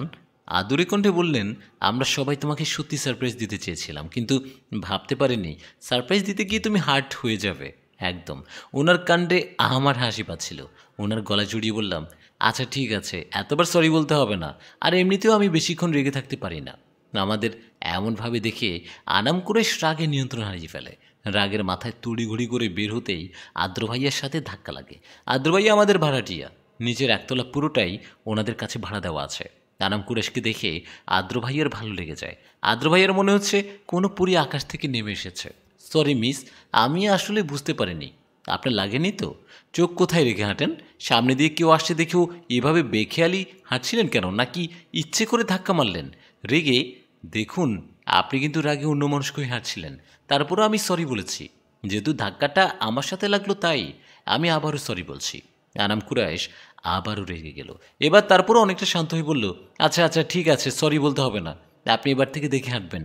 আর সরি। আনাম কুরাইশ সরি বলে চলে যায়। প্রথম দেখায় আনাম কুরাইশের উপর ফিদা হয়ে যায় আদ্র ভাইয়া। ছোট থেকে আমাকে আর শিবুকে বোনের মতো স্নেহ করত। অনেক আগে থেকে ওনারা আমাদের বাসে ভাড়া থাকতেন। এদিকে আব্রাহাম ভাইয়ের উপর ক্রাশ খেয়ে ফেলে শিপু। অথচ আব্রাহাম ভাইয়ার সামনে তো প্রকাশ করতে চায় না শিপু, কারণটা ভালো করে জানি আমি। আব্রাহাম ভাইয়া এটা জানলে পাগলামি করবে, সেই সাথে অনেক জ্বালাবে। সে রিস্ক নিতে চায় না শিপু। আব্বু ছুটি অল্প দিনের, তাই এবার আব্বুকে তাড়াতাড়ি চলে যেতে হবে। এরপরে ছুটিতে আমার আর আব্রাহাম ভাইয়ের বিয়ের ডেট ঠিক করে রাখতে চায় আব্বু। সবাই মিলে আলোচনা করলো। আজ থেকে ঠিক 1.5 মাস পর আমাদের বিয়ের ডেটটা ফিক্সড করা হয়। অনুষ্ঠান মিটে গেলে আরহাম ভাই আর আব্বু আমার সাথে দেখা করে একটা উপহার দিয়ে যায়। আমি উপহারটা খুলে দেখিনি। আরাম ভাইয়ার ফুপি মনি ও আমাদের সঙ্গে দেখা করতে আসে। ওনার চেহারা অদ্ভুত লাগছিল। আমরা অনাকাঙ্ক্ষিত জিনিস পেলে যেমন খুশি হই একদম তেমনই। আর অন্যদিকে ওনার মেয়েকে দেখে মনে হচ্ছে কোনো বিষয়ে প্রচুর রেগে আছে। অবশেষে সবাইকে বিদায় করে আমাদের রিলেটিভরা সবাই যে যার বাসায় চলে যায়, শুধু শিপু থেকে যায় আমার কাছে। রাতে আমি আর শিপু গল্প করছিলাম, এমন সময় শিপু বলল, জানিস নূর, আমি আগে থেকে আন্দাজ করছিলাম বরটা আরাম ভাইয়াই হবে। প্রথমে ভেবেছিলাম বর চেঞ্জ হয়ে আরাম ভাইয়া আসবে, পর যখন ভাবলাম বরটা আরাম ভাইয়া, হ্যাঁ আমি তো সেই লেভেলে ঝাটকা খাই। কথার মাঝে হুট করে শিপু বলে ওঠে, নূর জানিস, আরাম ভাইয়ার সাথে যে ভদ্রমহিলাটা আর একটা সুন্দর করে মেশেছিল না, তারা কেমন জানি অদ্ভুত টাইপের। সবাই কত খুশি ছিল, আর সেই মেয়েটা একটু খুশি হয়নি, কেমন জানি রেগে থাকছিল। আর ওই বয়স্ক ভদ্রমহিলাটাও একবারও খুশি হচ্ছে তো আবার কেমন জানি রেগে যাচ্ছিল। এমন মনে হচ্ছিল ওনাকে জোর করে বসানো হচ্ছে। শিপুর কথাটা ভেবে দেখলাম, আমি সত্যি তো, ওরা কেমন অদ্ভুত টাইপের।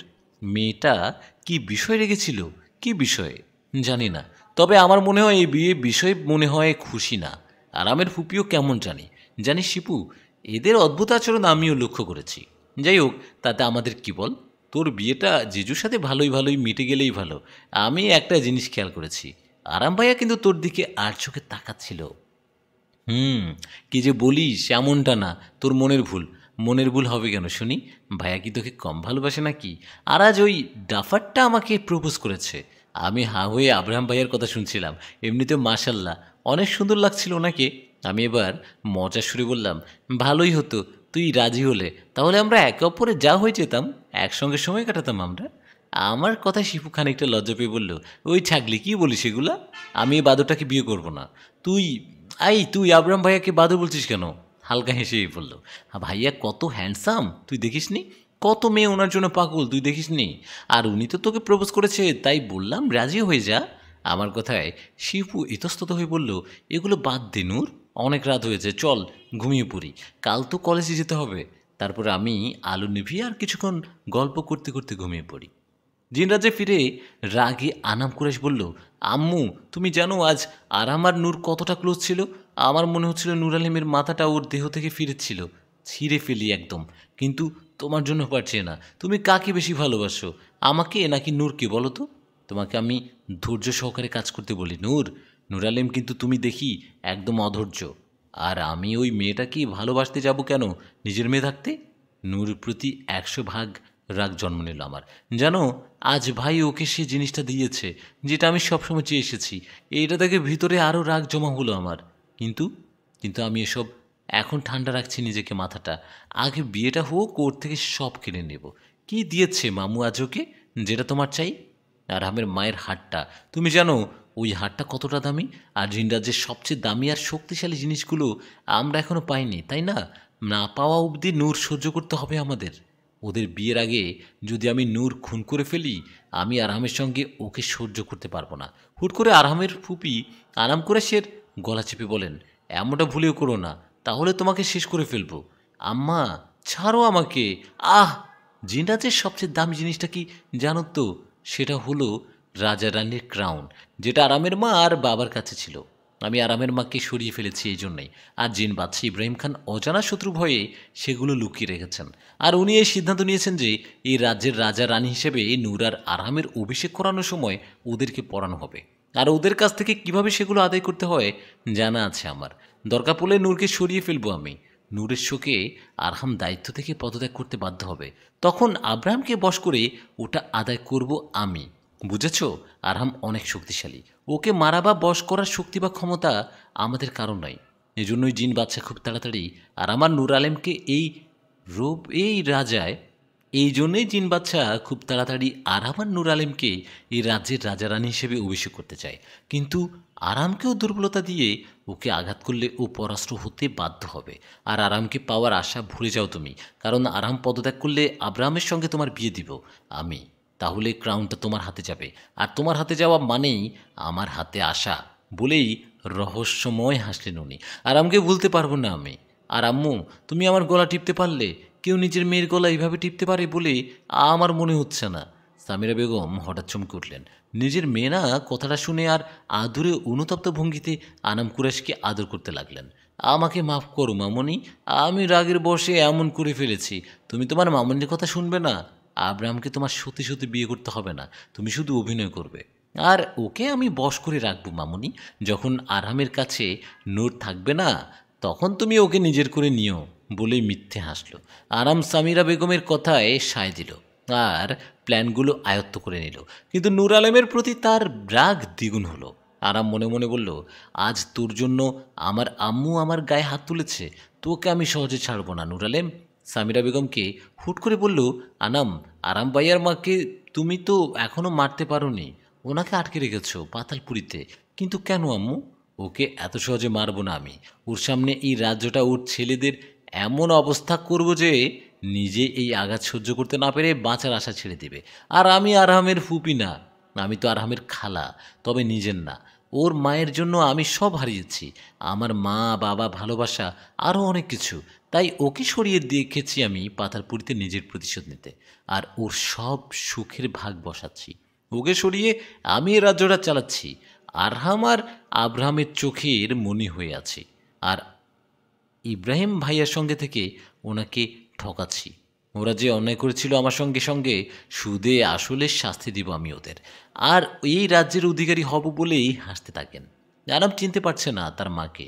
এইরকম তো ছিল না আম্মু, আমার আম্মুর ভিতরে এত রাগ এত নিষ্ঠুরতা তাও সবার জন্য ভাবতে পারছে না।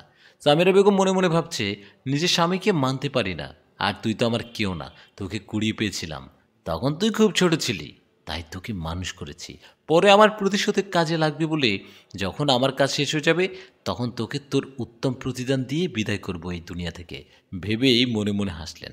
আচ্ছা মামুনি, আমি যাচ্ছি, তুমি প্লিজ রাগ করো না। সামিরা বেগম চলে গেল। আম্মু এমন কিভাবে হতে পারে ভেবে পাচ্ছি না আরাম কুরাইশ। আরাম ভাই আর আম্মুর আর আমার আম্মুর মাঝে কি ঝামেলা হয়েছিল যে এত রাগ, কি এমন ঘটেছিল যার জন্য আম্মু আরাম ভাইয়ের প্রতি কোনোভাবেই ভালোবাসা আনতে পারছে না, ক্ষতি করতেও পিছপা হচ্ছে না। আর আমি আমার গায়ে হাত তুললাম আম্মু, তাও নূর আলমের জন্য। ওকে তো আমি ছাড়বই না, আমি আরাম ভাইয়াকে হারাতে পারবো না। এর জন্য যদি আম্মুর অবাধ্য হতে হয় তবে তাই হব,